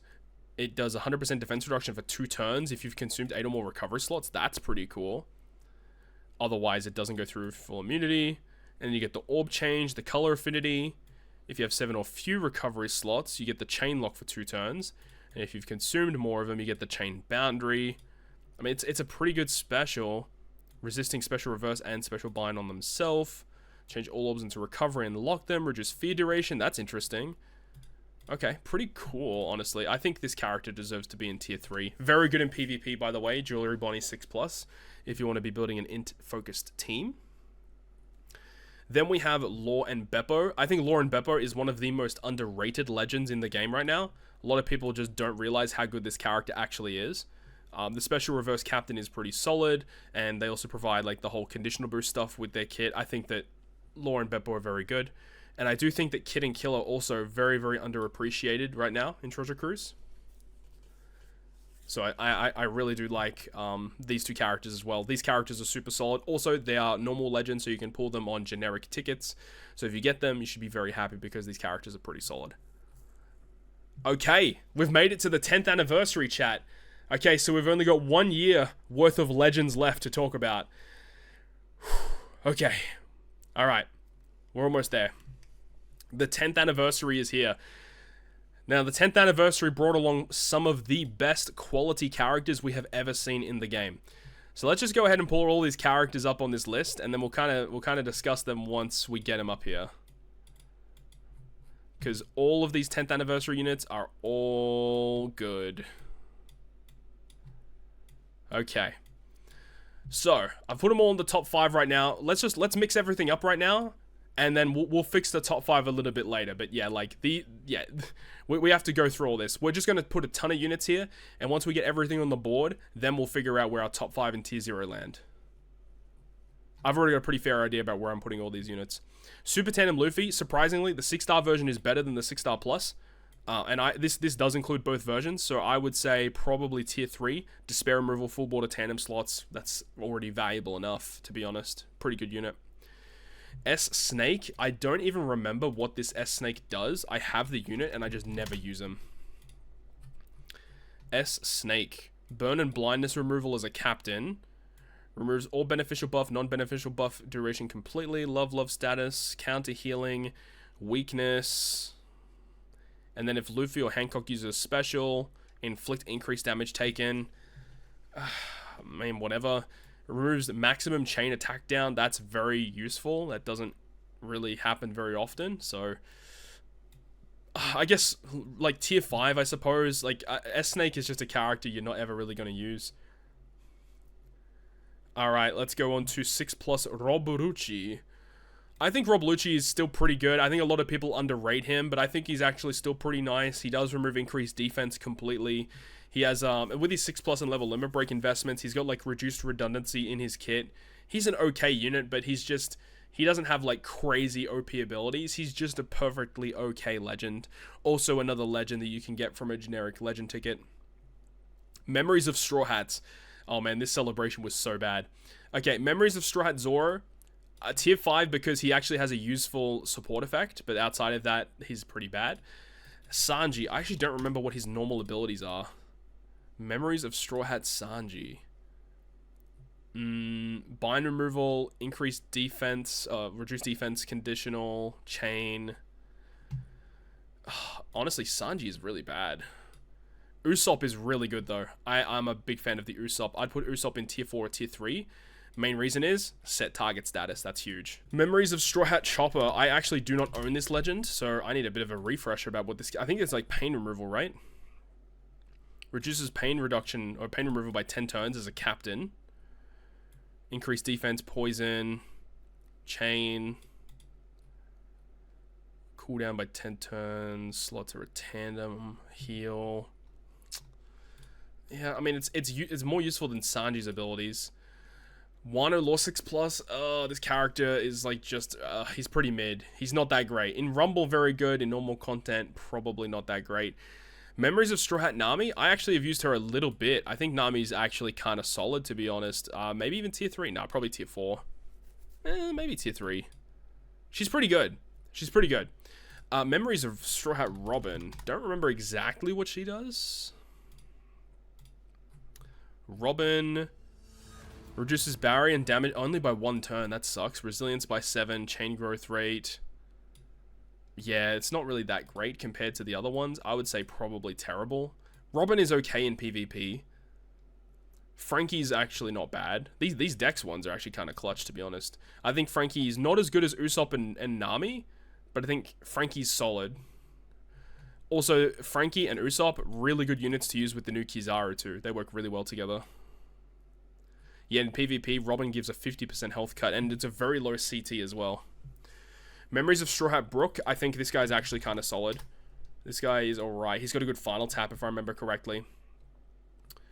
He removes Silence by 5 turns, which is not Special Bind. This is the one where your characters cannot perform any swipe actions.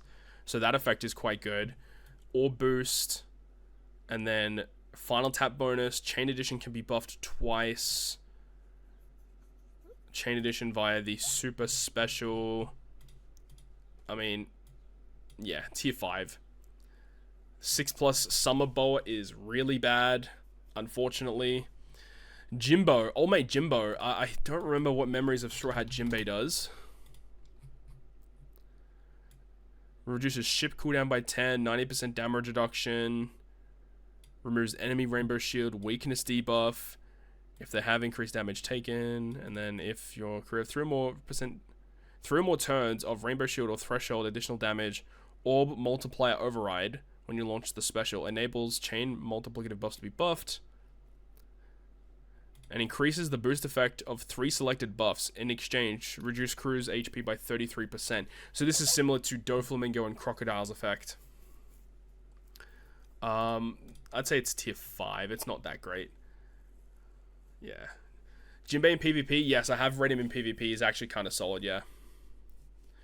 Where do you get Memories of Straw Hat Brook?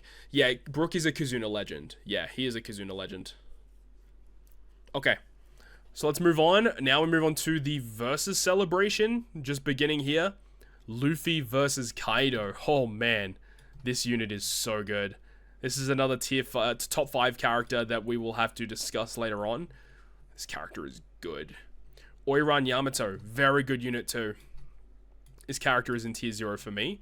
I would say Oiran Yamato is about here, around cross guild level. Maybe here for now. Very, very good. Then we have this stinker of a unit. This unit's okay. The Momonosuke, Denjiro, and Kinemon, tier 3. They got a good crewmate ability as well, very similar to Hiyori, but Hiyori's special is better for the utility sense. Okay. So next we have Memories of Straw Hat Whitebeard. Oh man, speaking of absolute stinker of a unit. Yeah, this unit is not that good. Super Evolution of Sakazuki. I think he's a tier 5, maybe even a tier 4 level unit. He's got good utility. He can provide some damage dealing buffs. And that's basically his extent. Blackbeard versus Law. Alright, we're getting into some more fun units here. Blackbeard versus Law, I would put in tier 0. I would put them maybe just above... For right now, because we haven't received much powerhouse focused buffs recently, I would honestly put Uta above them right now. Not saying that this character is bad, because this character is very high on this list, but I do think that the other characters, at least as of this point right now, are more useful in normal content. You do have to remember that Blackbeard is a very good PvP unit. Not good in Assault Rumble, but very good in normal PvP content. And Trafalgar Law, he needs a little bit more help. So hopefully he gets more support soon. This Kuzan sucks. Rob Lucci and Kaku, they're perfectly okay. This is a treasure map legend, by the way. Shanks versus Kid. Okay. Okay, another Super Sugo Fest exclusive. They're going to be in tier 0 as well. And I would put them around here. Kid is definitely holding this character back a little bit because the shooter squad isn't great. But Shanks is a really good unit. Very good in Kizuna Clash, and that's basically where he lives. You don't really use him that much outside of Kizuna Clash. So I feel like pretty comfortable leaving him in that position there. And then we've got the Giants, Dory and Broggy. Dory and Broggy see continuous usage. I would say they're probably a tier 2 legend. They've got some good stuff going on. They've got great utility. They've got good damage dealing effects. Orb change. They've got a final tap, right? Or a super tandem. I think it's a super tandem. Dory and Broggy. And they have a super tandem. Yeah, it's a super tandem ability. Removes damage nullification by 1. That's interesting. Okay. But I know that this ability in their special to do damage dealt at the end of the turn. This effect, very underrated. Very, very good effect to have. ChecksMax19, thank you so much for the tier 1 sub. I appreciate it, homie. Appreciate it, man. A 6+ idea just came to mind. Yeah, I know, right? No manga spoilers in the chat, by the way. Okay, we have Basil Hawkins 6+. This unit sucks. Exchange Vivi, she sucks. Galaxy Impact Garp. I want to put him in garbage, but he does actually have some usefulness. He does remove increased defense, I think it's completely, or by 10 turns on the enemy side of the field. So it can be useful. It can be useful. But I think more often than not, it doesn't really matter. This in Pirate Rumble is very good. So do keep that in mind. Bubbles 4D. What's up, man? The Sword unit. I want to put this unit in garbage, honestly. I just don't think this character's that great. No, int. No, okay. Hibari.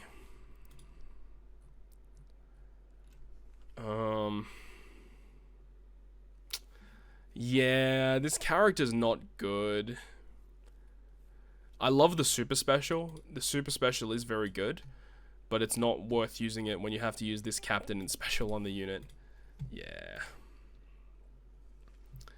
Yeah, sword unit's pretty bad. Avalo Pizarro, I actually do not know what he does in normal content. What the hell does this guy do? Damage null by 1, damage to 1 enemy. Okay, so this is very similar to Legend Moria in terms of the damage reduction. Color affinity, preventing buffs for 2 turns. That's cool. So it's a color affinity that cannot be removed by the enemy or your own effects. If you have 6 powerhouse characters and your HP is 50% or below, reduce 7 turns of despair and verse gauge and switch effect gauge for powerhouse units by 2, and increase color affinity by 0.3, so it becomes a 3.05 times color affinity. It's fine. It's like a tier 5 unit.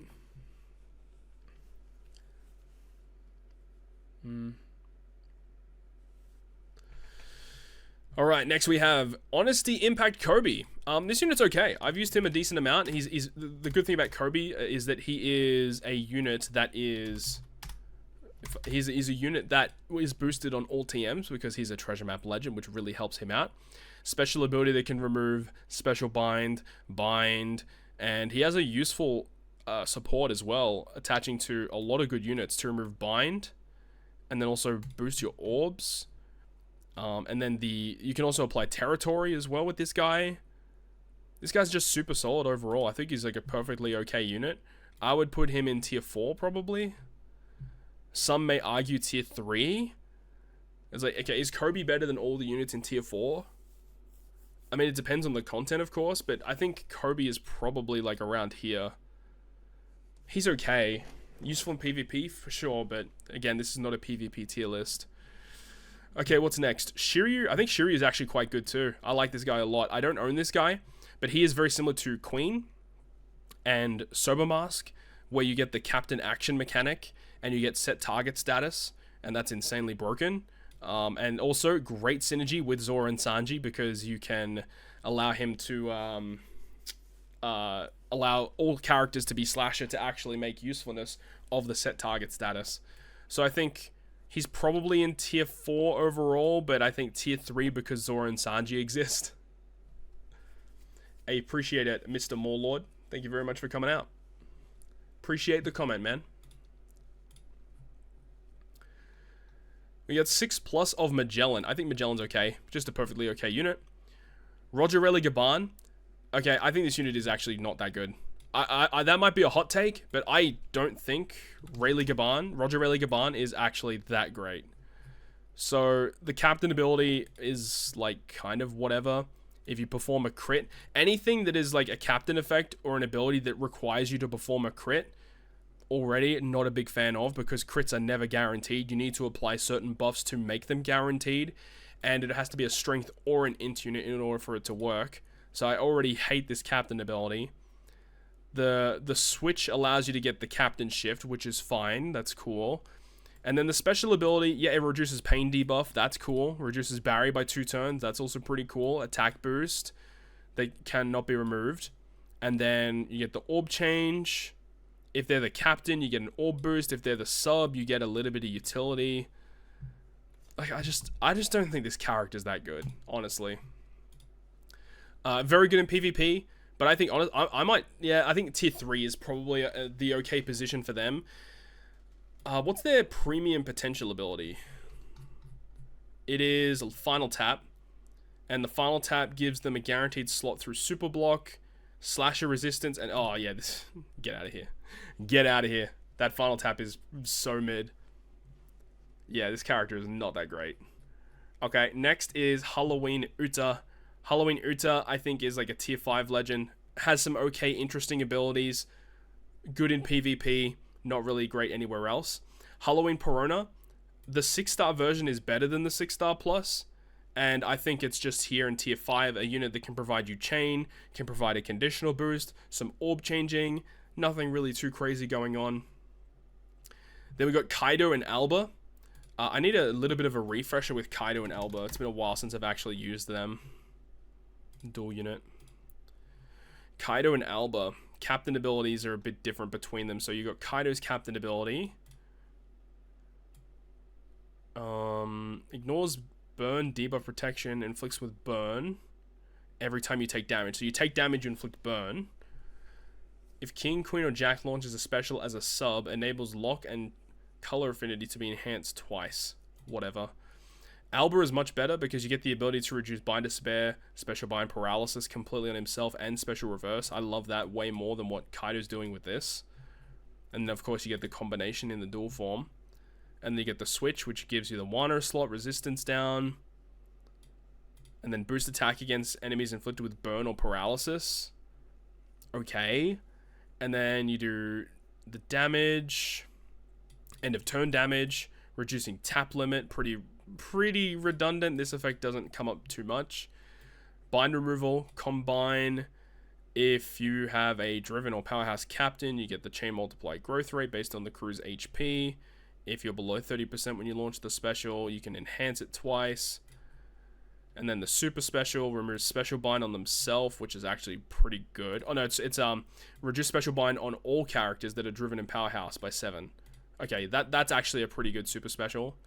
And then reduce the cooldown of all other characters by 2 turns. This super special is actually cracked. Very good super special. Pretty mediocre normal special. Captain shift is fine. Captain ability is fine. This character, I would say, is probably a tier 4 or a tier 5 character. There's not really many people that are going to go out of their way to use this guy in content. He's designed really weirdly. I don't really like them at all. Yeah, crazy in PvP, sure, but again, not a PvP tier list. This is normal tier list. Okay, let's move on. Katakuri Big Mom, I actually do like this character a lot. They've got a really good set of skills, generating Semler slots, making you be able to use Semler for super tandem abilities. They also have an interesting captain effect, a little annoying to use, but it's interesting, and generating that full board of Semler, giving you a really good orb boost as well. I think this character is definitely better than Kaido and Alba. I'd probably put them in tier 3. Shout out to my boy Mr. Slam Jam Katakuri finally getting a decent legend though. Alright, what's next? 6+ Croc. This is the TM Legend Crocodile 6+. This guy's actually alright. I really do like this 6+ Croc. He boosts Cerebral and Driven. He's got a great special. An okay captain. I think this guy's definitely usable in content for sure. I wouldn't say Katakuri always had good legends. Like let's be real here. When V2 Katakuri first came out with Snake Man, no one really cared about V2 Katakuri. Like, yeah, you could get some crazy damage with the special, but it wasn't like the best legend in the game or anything like that. But anywho, now we have Odin. Now, I don't actually own this character. I don't even remember what he does. What does he do?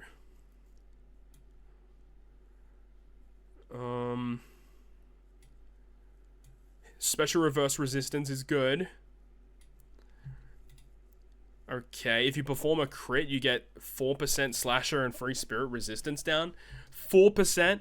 That's all they could give you is 4%? Okay. If you have territory, okay.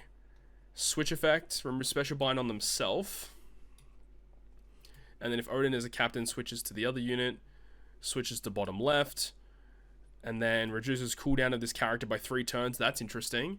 Changes matching orbs into Dex orbs, and boosts chain multiply growth rate. That's a decent captain shift switch effect. And then reduces paralysis by 10, changes Dex into Wano, so great synergy there.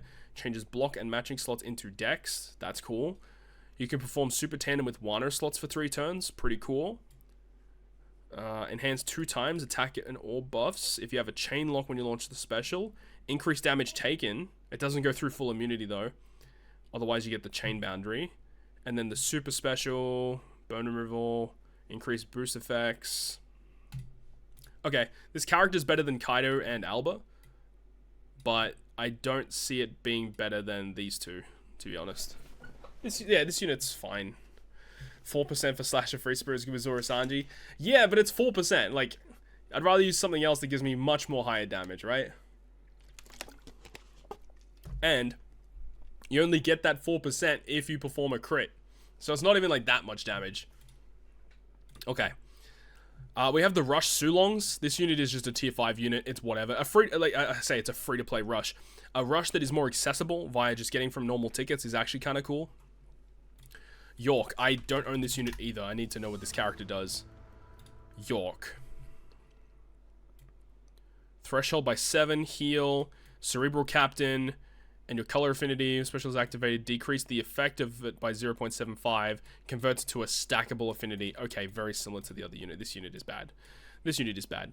Stussy, though. Stussy's really cool. A unit that I don't own. Would love to have this character in the future. I think this character is like a tier 2 legend, to be honest. Or, is it tier 2? Maybe tier 3. It's like, it's either tier 2 or tier 3. I'm going to leave her in tier 2 for now. I think Stussy's a super solid unit. She's a TM legend as well, so do keep that in mind. The big thing about her is like the barrier removal that she has. She has a great super special, if I remember correctly, as well. Yeah, she's all focused around the bleed effect as well. So if you're inflicted with bleed, she like provides like lots of buffs to your team. Yeah, the barrier removal, that's 5 turns of barrier. Like, what are we talking about here, man? And then, like, the conditional boost that you can grant as well. poisons, all orbs into matching, and then also gives you double stacking conditional boosts with her super special. Super good. Stussy is an amazing legend. We got Shaka. This character is terrible. Sanji Pudding. Sanji Pudding's actually not bad. I'd put Sanji Pudding tier 3. Removing 2 of those enemy defensive effects completely. Color affinity boost. Not really much else to really talk about there. Pretty good overall. Christmas Uta, big fan of this unit too. This is one of the better PvP characters you could be looking out for. Has great abilities in normal content as well. Just overall great character. And Christmas Uta is pullable from normal tickets. Sanji and Pudding are a Kizuna legend. And then Christmas Uta is like a normal legend. Vivi and Rebecca, this is the Christmas one. This is the V2 Vivi and Rebecca. I think this character is just a tier 5 unit. Pretty underwhelming overall. And then we get to the New Year's celebration from 2024 heading into 2025. So we're finally in the same year, chat. Oh my god, 2.5 hours in. And we're finally nearing the end. We're almost there, chat.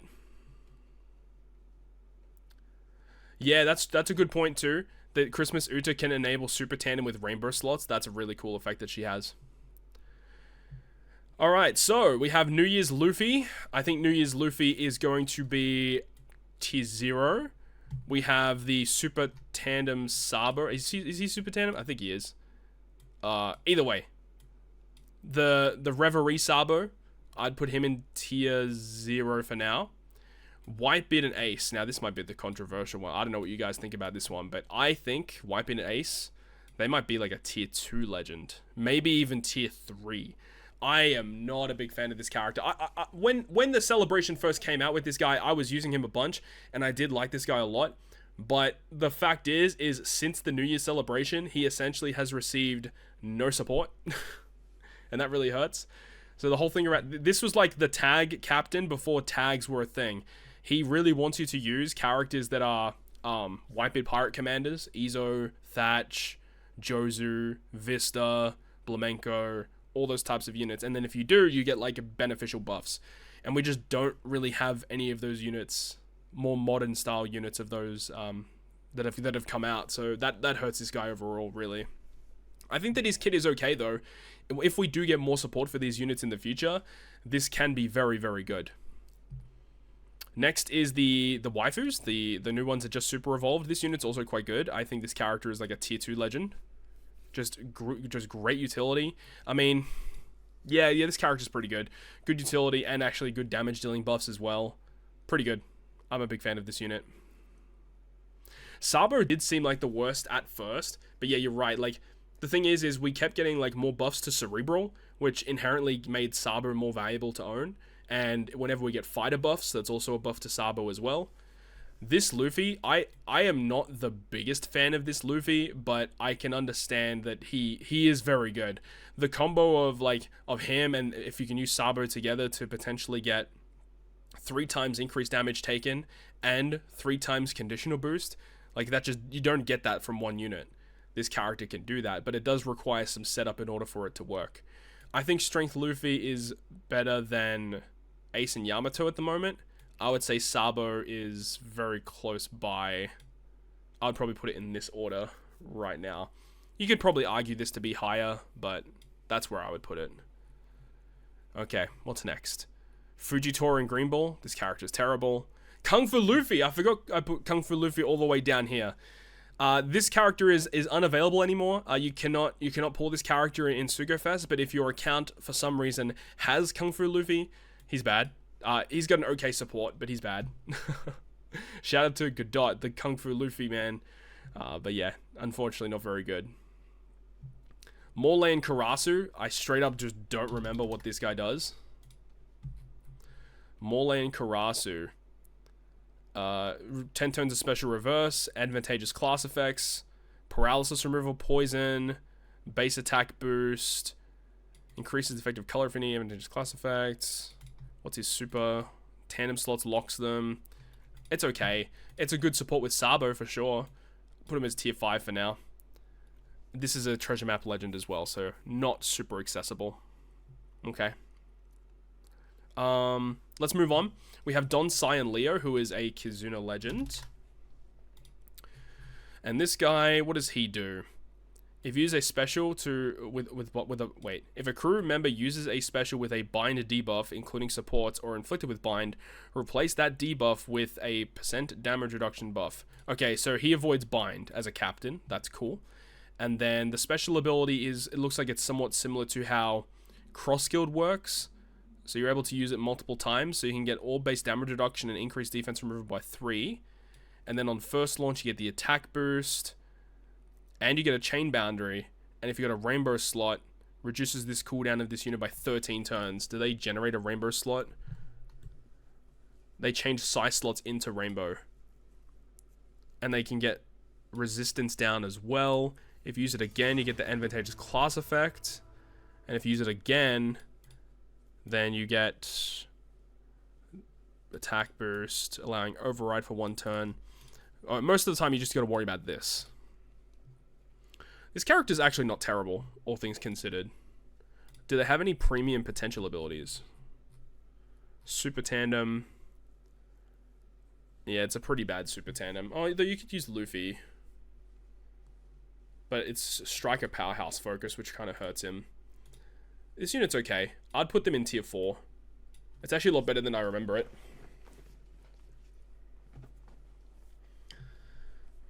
Fujitora Greenbull carried you against the Assault level max Blackbeard. Again, this is not a Rumble tier list. This is just normal content. Okay, we have Kuma. Unfortunately, he's really bad. If this was PvP, as I said, this would be top tier. But for normal content, I think Bartholomew Kuma is really, really, really bad. Usopp and Lilith, this unit is okay. I'd put them in maybe tier 4. And I think Sanji and Nami are also in tier 4. And then we have Sentomaru. So this is a Rumble legend, so I don't actually remember what they do in normal content. Cooldown Despair removal, and then Orb Bust for low cost characters. Yeah, this is a pretty bad special. Sentomaru is pretty bad. Buggy. So Buggy is a Kizuna legend. And what does he do? Cooldown for 40 cost or lower, reduce special cooldown, start a fight, driven buffs, reduce special bind by 10 turns, advantageous class effect for driven, full board of strength slots, bind removal. If he's the captain, reduce 5 turns of pain debuff. You can also get a territory, driven resistance down. I think Buggy's pretty solid. He's probably a tier 4 legend as well.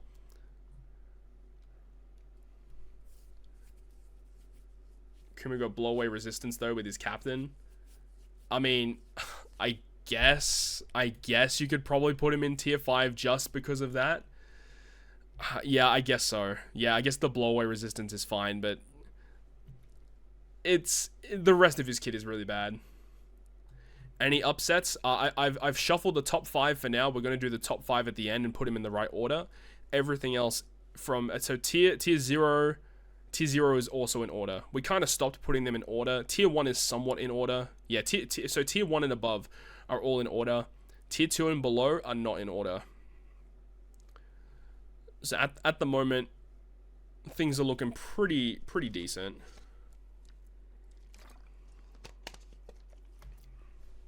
Now that I'm looking at this, I kind of want to do this.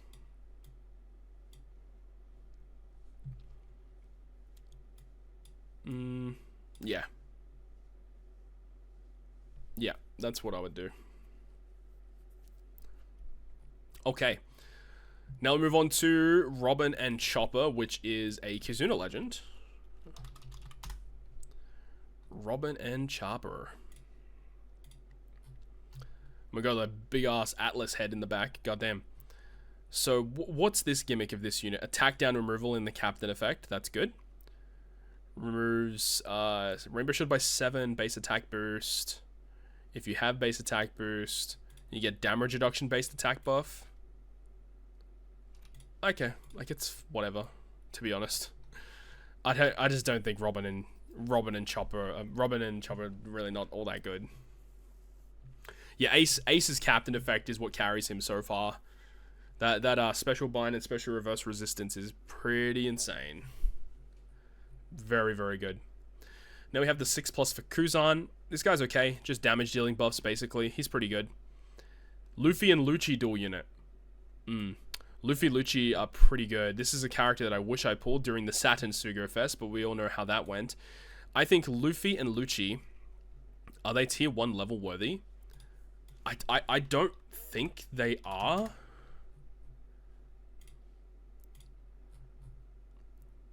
So they deal with special reverse as a captain, and also if you hit barrier pen, they remove increased defense. Okay. And then the switch gets rid of special bind removal, and then they get the double stacking conditional boost, the set target status. Very good with Kizaru. Very, very good with Kizaru. And then they give you a conditional boost via the super special, but it needs to be launched. Can be launched as a crewmate. Character becomes Luffy and Lucci through captain shift. Must consist of 3 of the following units. That could be rough to fulfill that condition. But if you launch everything in this kit, this guy's pretty good. The question is he I think he actually probably is in tier 1. Now that I'm looking at all of these abilities, maybe he's a little higher in tier 2. Maybe here. I think that looks pretty good. Final tap is still bad. What was his final tap? Ew! Stinky! Ew! Ew! That's actually gross. Yeah, the captain shift is pretty neat. The captain shift is good. Yeah, the captain is pretty good. The set target status is great. It just kind of hurts that he himself provides the double stacking conditional boost, but he only gives a conditional boost via the super special, which if you're not building around that really kind of makes the double stacking conditional boost redundant if you don't fulfill the super condition. That could be the only like red flag that I see. I like that it's a delayed conditional boost or paralyzed. He doesn't actually inflict that condition, does he? Yeah, that also hurts him too. So you need to still find some other way to delay or paralyze the opponent. So that actually kind of hurts the unit, to be honest. Let's put him down a little bit more. Yeah, so he gives you a conditional boost, but not the condition for the conditional boost, which hurts. Yeah, okay. Zorokaku, I think they're also kind of good too. I don't know if are they as good as Luffy and Lucci. On paper, I did like this character when they first released them. So let's see here. When a quick or dex character performs a crit, I already hate it. That's already annoying as shit. And they give you the conditional boost. Yep. The switch effect gives you the defense down every single turn. 100% defense down through immunity. No, not through immunity. Oh, it does. Yeah, ignores debuff protection. Defense down through. Attack down removal. Special ability removes more attack down. All base damage reduction, which is great. Chain boundary. Okay, this character's okay. So I put Zoro, Luffy and Lucci in this tier. I think that they probably go in the similar tier. I think the waifus need to be up more. And then this can go like here. Yeah. Why would you use them when Zoro and Sanji exist? That's a very fair point. Yeah, Zoro and Sanji existing does hurt the usefulness of this. At the end of the day, though, you don't have to use Zoro and Sanji in every piece of content ever, but yeah, you're right. Like, Zoro and Sanji are just... That's what really hurts basically any other Zoro that comes out, right? We've got Weevil. I don't know what he does in normal content. Probably nothing important because he's a Rumble legend. Let's see. So he reduces stun and then also health cut, so that's a good combo. Change all orbs into quick through block. Final tap buff. If you have chain multiplicative, increase chain effects. If you have a striker captain, you get the chain multiplicative. And reduce attack down and chain multiplier limit by 4. Pretty bad. Then we got S Snake. I'm a snake. S Snake. This is good too. Reduces bind despair, special bind paralysis on this character completely, and special reverse. And then you get the tap timing bonus damage. Fight a shooter captain. defense up removal, orb buff, damage null removal, change all orbs into tandem, resistance down. S-Snake is kind of solid, to be honest. S-Snake is probably a tier 3 legend. She's pretty good, and her support is very good too. She's good in Pirate Rumble. I think S-Snake is a pretty decent legend overall. Like a pretty okay mid-level character. Khalifa, I do like Khalifa a lot. And it's a rush unit. That's a good point as well. She does have rush. Yeah, she does. The rush, does that put her into tier 2 though? Probably not. I think I'd probably still leave her in tier 3.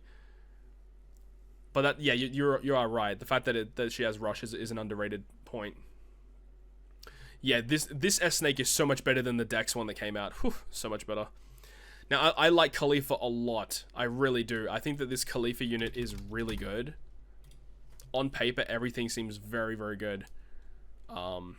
Max specialty, the ship, is kind of interesting, I guess. Captain abilities, whatever, but the special is much better.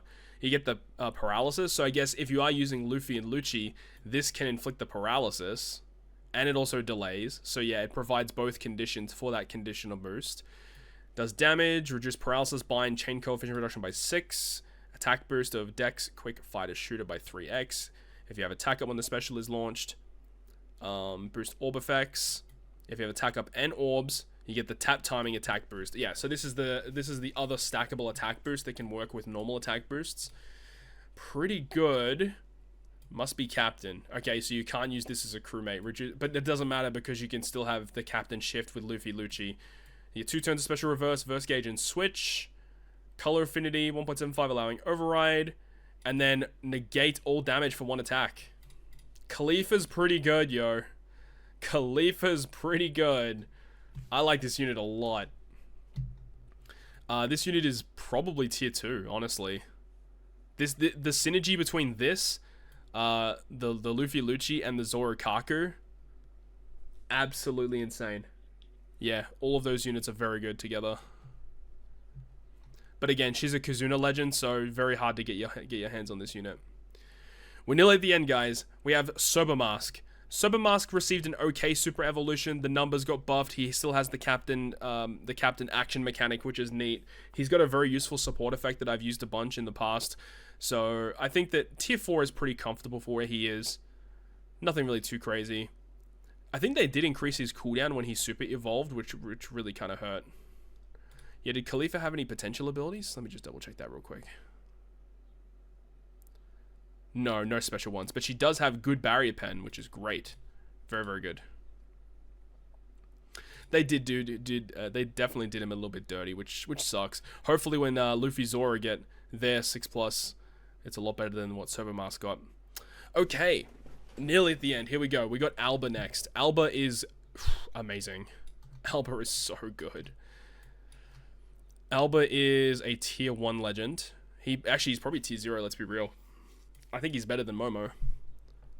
I don't think he's better than Ace and Yamato, though. I would leave him in here. This guy's very good. Good captain ability. The synergy between him and versus Kaido. Whew. Spicy. Very, very spicy. Mihawk. I recently pulled him, and I've been trialing him out, and oh my god. This guy is a lot better than I gave him credit for. I actually think this guy's also a tier 0. I'm going to put him right next to Alba. This guy's very, very good. And again, synergy between him and Tenthani Shanks. It's good. It is good. And then you got Daz Bones. Daz Bones is the weakest link of this batch. Oh, my mouse went crazy. Daz is the weakest of those 3. Great abilities that synergize well with Cross Guild, but Cross Guild doesn't need Daz Bones for Cross Guild to do what they need to do.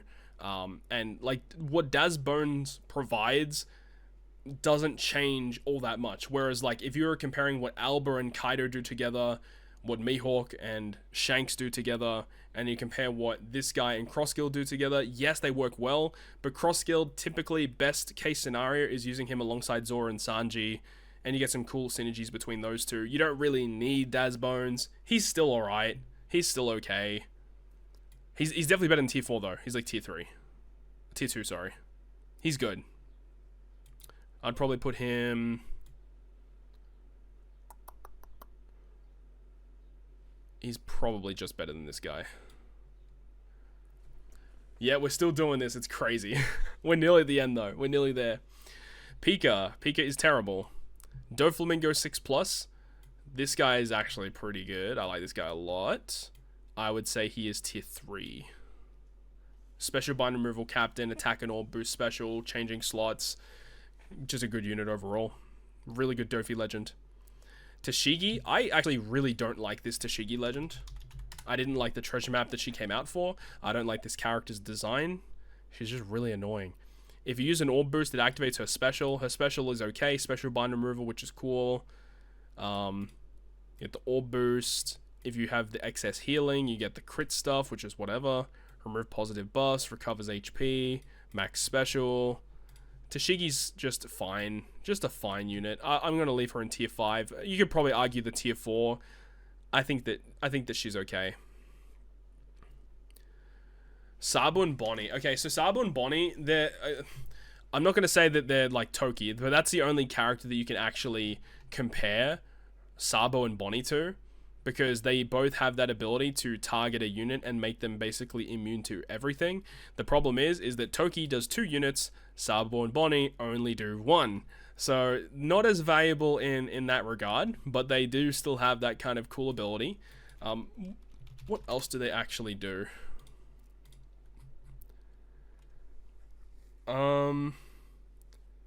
If this character has a recovery or similar and you attack with them, you inflict increased damage taken. That's kind of cool. But there's no other like crazy utility going on with their kit. Despair removal, damage reduction by 95%. That's very good. You get the chain boundary. If you got a Sile Dex captain, you get chain multiplier as well. The super special, you can enhance your chain buffs. And the switch effect, some orb change and inflicting weakness. Yeah, this character is actually very good. I would put them in tier 2. I'd say they're probably around here. Yeah, Toki undefeated. Toki stays winning, bro. Vivi and Rebecca, this is the version 1 Vivi Rebecca with their super evolution. This is a character that saw a ton of play when they first came out. Not as valuable these days, but still being able to remove increased defense and Rainbow Shield completely on the opponent is very valuable. They also grant you that color affinity boost to Striker and Cerebral. And the switch effect, being able to get either a chain lock or a chain boundary, is pretty good. But this character isn't as valuable as what it once was back in the day. So I think tier 4 is fine for now. Probably tier 3, I guess, because removing those 2 defensive effects could be useful. If you're a new player and you get access to a character such as this, being able to remove those effects are very, very useful. So I guess that's where I would put them for now. And then we have Bartholomew Kuma, which is, it's a very, very similar effect to this Bonnie. These 2 characters have very similar abilities in their special. This character is just okay. Probably tier 4 for now, to be honest. Vegapunk I really do like, but I feel like he's one of these units that he's going to get better as time moves on. He has the potential to do some crazy things. He has a great final tap, I believe it is, right? He has final tap. It's the exact same, it's a slightly buffed version of Lilith's, but then his captain ability is like really strong, up to a 6.6 times cerebral captain, and then also can remove a little bit of bind as a captain, but you need to have the scientist characters, which is why I was saying, you know, gonna be good if you can use other Vegapunks alongside him. And the special ability is great, doing a ton of damage. Also the attack down removal. You get the conditional boost. This unit's pretty strong, actually. This unit's pretty good. So I think Vegapunk is better than the Kuma, but like, you need to run really obscure teams to actually make them work. So I wouldn't worry too much about these characters if you end up pulling them. Vivi Rebecca, OG Queens of the Forest and Garp challenges. Yeah, this character was like god tier. Like if this was like over 5 years ago, Vivi Rebecca would be at the top here. Kind of similar in the same vein as like these utility units here, but their usefulness has dropped off over time. These units have stayed more relevant. Okay, and this is it, chat. We've finally made it to the 11th anniversary Sugo Fest match. Alright, let's start off with the non-Super Sugo Fest exclusives. Let's go with Zoro. So Zoro, I think this guy is pretty bad. Like, he's still usable, but we were just expecting a lot more out of this guy. The double special launch, like there's like stage 1 and stage 2 special now. He's now driven focused instead of free spirit. I think that's fine. I just wish that he got a little bit more than what he actually received. He really should have been a lot better than what he is. This guy as well, the super evolution of Dex Zoro, very cool character. I actually like this guy a lot. He's not like crazy or anything. You're still really only using him as a captain for the special bind removal. The numbers are a lot higher. You can potentially get increased damage taken on the opponent, which is a nice little addition in his kit. But like he's still the same unit as he was before, just with slightly higher numbers. So a little bit of an underwhelming super evolution, all things considered. Now we have, let's do Bonnie because she's a normal legend. Bonnie is just okay. I think she's fine. Her final tap is garbage. Her special is okay. Her captain ability is okay. Not really too much else to say about Bonnie. I'm not even going to be pulling for this unit. I really do not care. She's pretty good in PvP, but in normal content, she's just fine the way that she is. Like, she's not a bad legend, but she's nowhere near the top of the tippy top of Treasure Cruise, though. She's just okay. Zoro is supposed to work with Cross Guild and Daz Bones, Dex Zoro with... Yeah, I mean, you can do that, but if you're going to be using, like, Daz Bones and Cross Guild, like, there's just a lot of other better units you can be using alongside those units, rather than this Zoro. And same with, like, yeah, like, the Dex Zoro does work really well with Alba and Dex Kaido, but you don't need Dex Zoro to make these guys work better or anything like that. Like, Dex Zoro is just kind of there. Plus, like, the combo of captains between Alba and Kaido is just straight up just better than the combo of Alba with Zoro or Kaido with Zoro. Yeah, they do work together, though. They're solid. But it's not like... I mean, Zoro is slightly better. The special bind removal captain, you do have to keep that in mind. That is actually still pretty good. Okay, now, let's go ahead and have a look at Nami. So I do think Nami is actually a very good legend. I really wish I actually had this unit, but I don't really want to go back and pull for her just yet. But man, Nami is very, very good. I do think that she is a tier 0 level character. And where would she be? I think she's better than Momo. I think she's better than these two. Is she better than Ace Yamato? Right now, I think yes. I think she's probably around here. That's where I would put her at the moment. I think she's a very good legend. Very respectable legend. The multi-stage special is quite cool. Stage 2 special is godly. And being able to potentially get that stage 1 special again really quickly, I like her a lot. I really do. It is annoying that she's like one of the only good characters that can get the super tandem boost to work with Luffy, Zoro, and Sanji. Her super tandem is just perfectly acceptable the way that it is. Very OP in Pirate Rumble, but of course not a Rumble tier list. But this character is very good. Yeah. Okay. Now, which one shall we do first? Let's go with Luffy, Zoro, and Sanji. We've talked about this guy a lot. So, Luffy, Zoro, and Sanji.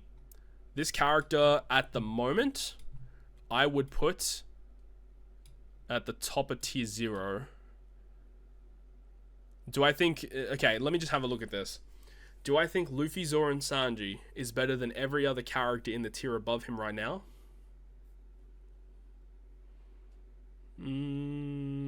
Okay. He's going to go in top 5 for now, and we'll discuss it as we get there. We'll discuss it as we get there.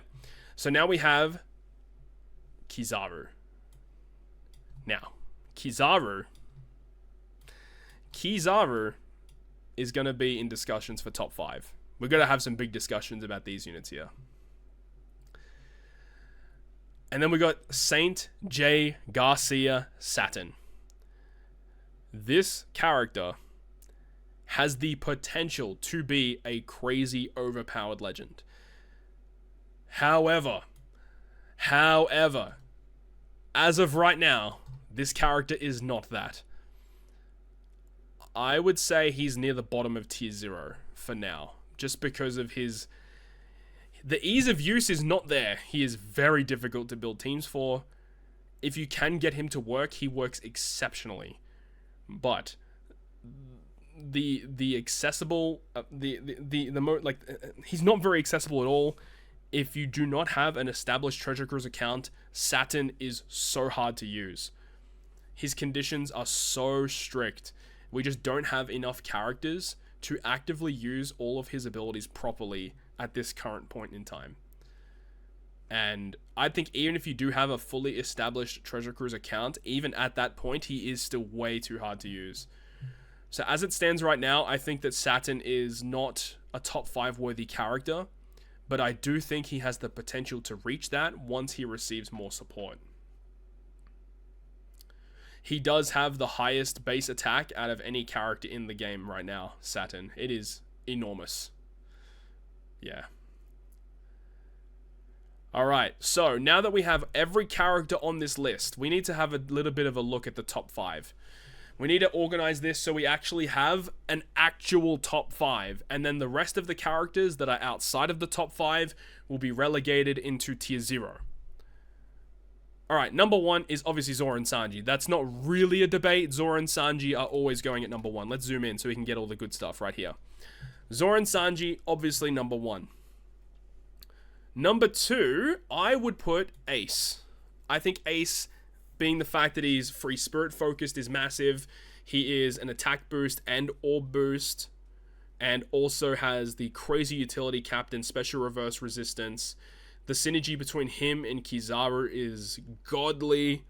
You could potentially get the ignited conditional boost. You have paralysis removal, damage nullification removal. Ace gets access to insane supports. Man, this guy is really good, man. This guy is really good. I don't think it's a debate either. I think if you do not have Ace in your top 5 as like the top 5 best legends in Treasure Cruise right now, I just think you're wrong, straight up. I think top 5, if you're building a top 5, you need to have Zoro Sanji, you need to have Ace. These 2 units I don't think are debatable. Okay, next.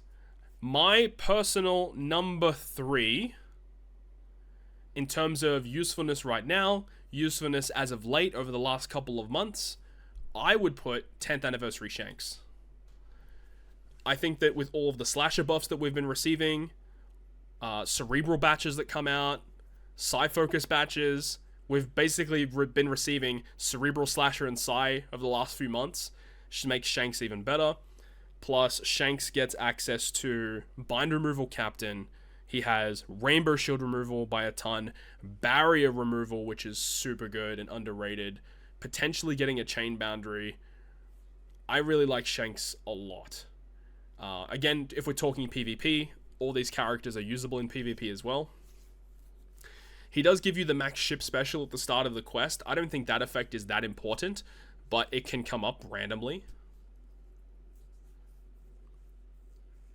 If the event removes affinity, he's useless. You can literally say that about, like, yeah, but if they remove orb boost, it makes him useless. Like, you could say that it's literally the same argument. But all these 10th anniversary units, or at least specifically Luffy, Shanks, and Ace, have the ability to extend the duration of their main buff from their special by 1, which I think is kind of cool. So, top 3, Zoro Sanji, Ace, and Shanks. Now, for my number 4 position. My number 4 position is Luffy versus Kaido. This unit is the best versus unit that's ever come out in Treasure Cruise history. The fact that you have both sides of this unit that are amazing. You have Luffy with like the solo free spirit focus stuff. You have the Kaido with his godly captain effect. Very similar to Uta with the paralysis and special reverse resistance. Absolutely love that. The versus effect of these guys, both of them are very good. Luffy and the synergy between him and Zoro and Sanji, so good, transforming everyone into free spirit territory. You get that conditional boost, self-proccing conditional boost, and then in combo with Shanks to get the full team of slashers, the slasher territory, and then the double stacking conditional boost with the weakness debuff. That core of versus Shanks versus Luffy and Zoro Sanji, and then you can just build around that. You could have cross-skilled for set target status. You could use Ace as well. Like, it's so nuts. It's so good. Shanks does remove intimidation. Yes, that's another good thing as to why I do like him a lot as well. Yes, and the versus effect is very easily achievable in basically any content.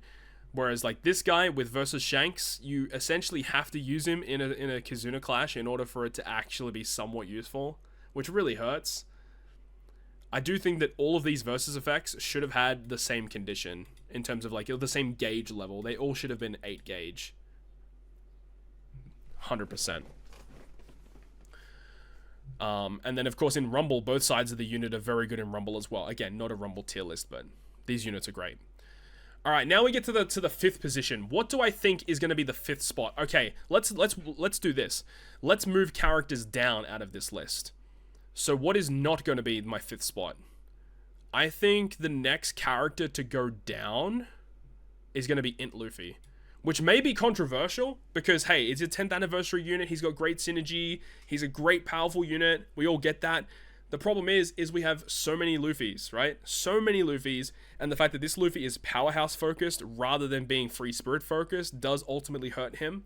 Obviously, they couldn't do it during the batch because you had Ace, who is free spirit focused. I think that Int Luffy, over time, has gotten weaker and weaker.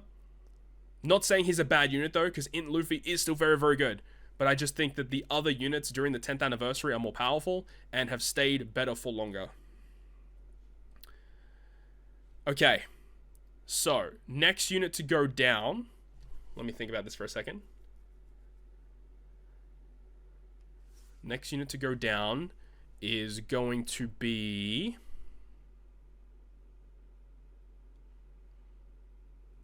Luffy, Zoro, Sanji. So again, like Luffy, Zoro, Sanji, the main issue is because of the way that they are designed, you cannot use Zoro and Sanji together. So this unit is relegated to being used as a friend captain most of the time, and if you do use them as a friend captain, you can't get access to that ultra buffed version of their captain effect, which allows you to get that, like, what is it, like a 7.8 times captain, so that does kind of hurt. The character is essentially just unga bunga damage. They have a great utility in their special with removing despair and paralysis, which I guess is pretty cool, but they do provide crazy good damage. But you know what? A lot of the characters in this top 5 list, they also do really good damage, have utility, or other abilities to make them synergize well with other units, whereas Zoro, Sanji, and Luffy kind of just like build around me and I'll give you all of your buffs. It's basically how it works. This unit is very strong, and I think this unit will be more powerful as we get more characters that can synergize with them to give them more super tandem boosts. Because that is kind of an issue on the side as well, is their potential ability is essentially useless until you get more characters that fulfill their tags that have super tandem. Again, just because this character isn't in my top 5 doesn't mean that it's a bad unit. This unit is still one of the best legends in the game. Alright, now, moving on. We have another character to put into the tier 0. So a character dropping down is going to be Nami and Karina. I just think that if we're looking at characters in the top 5, I'm kind of like keeping it more damage focused. And Nami and Karina, still one of the best legends in the game, useful in essentially every form of content.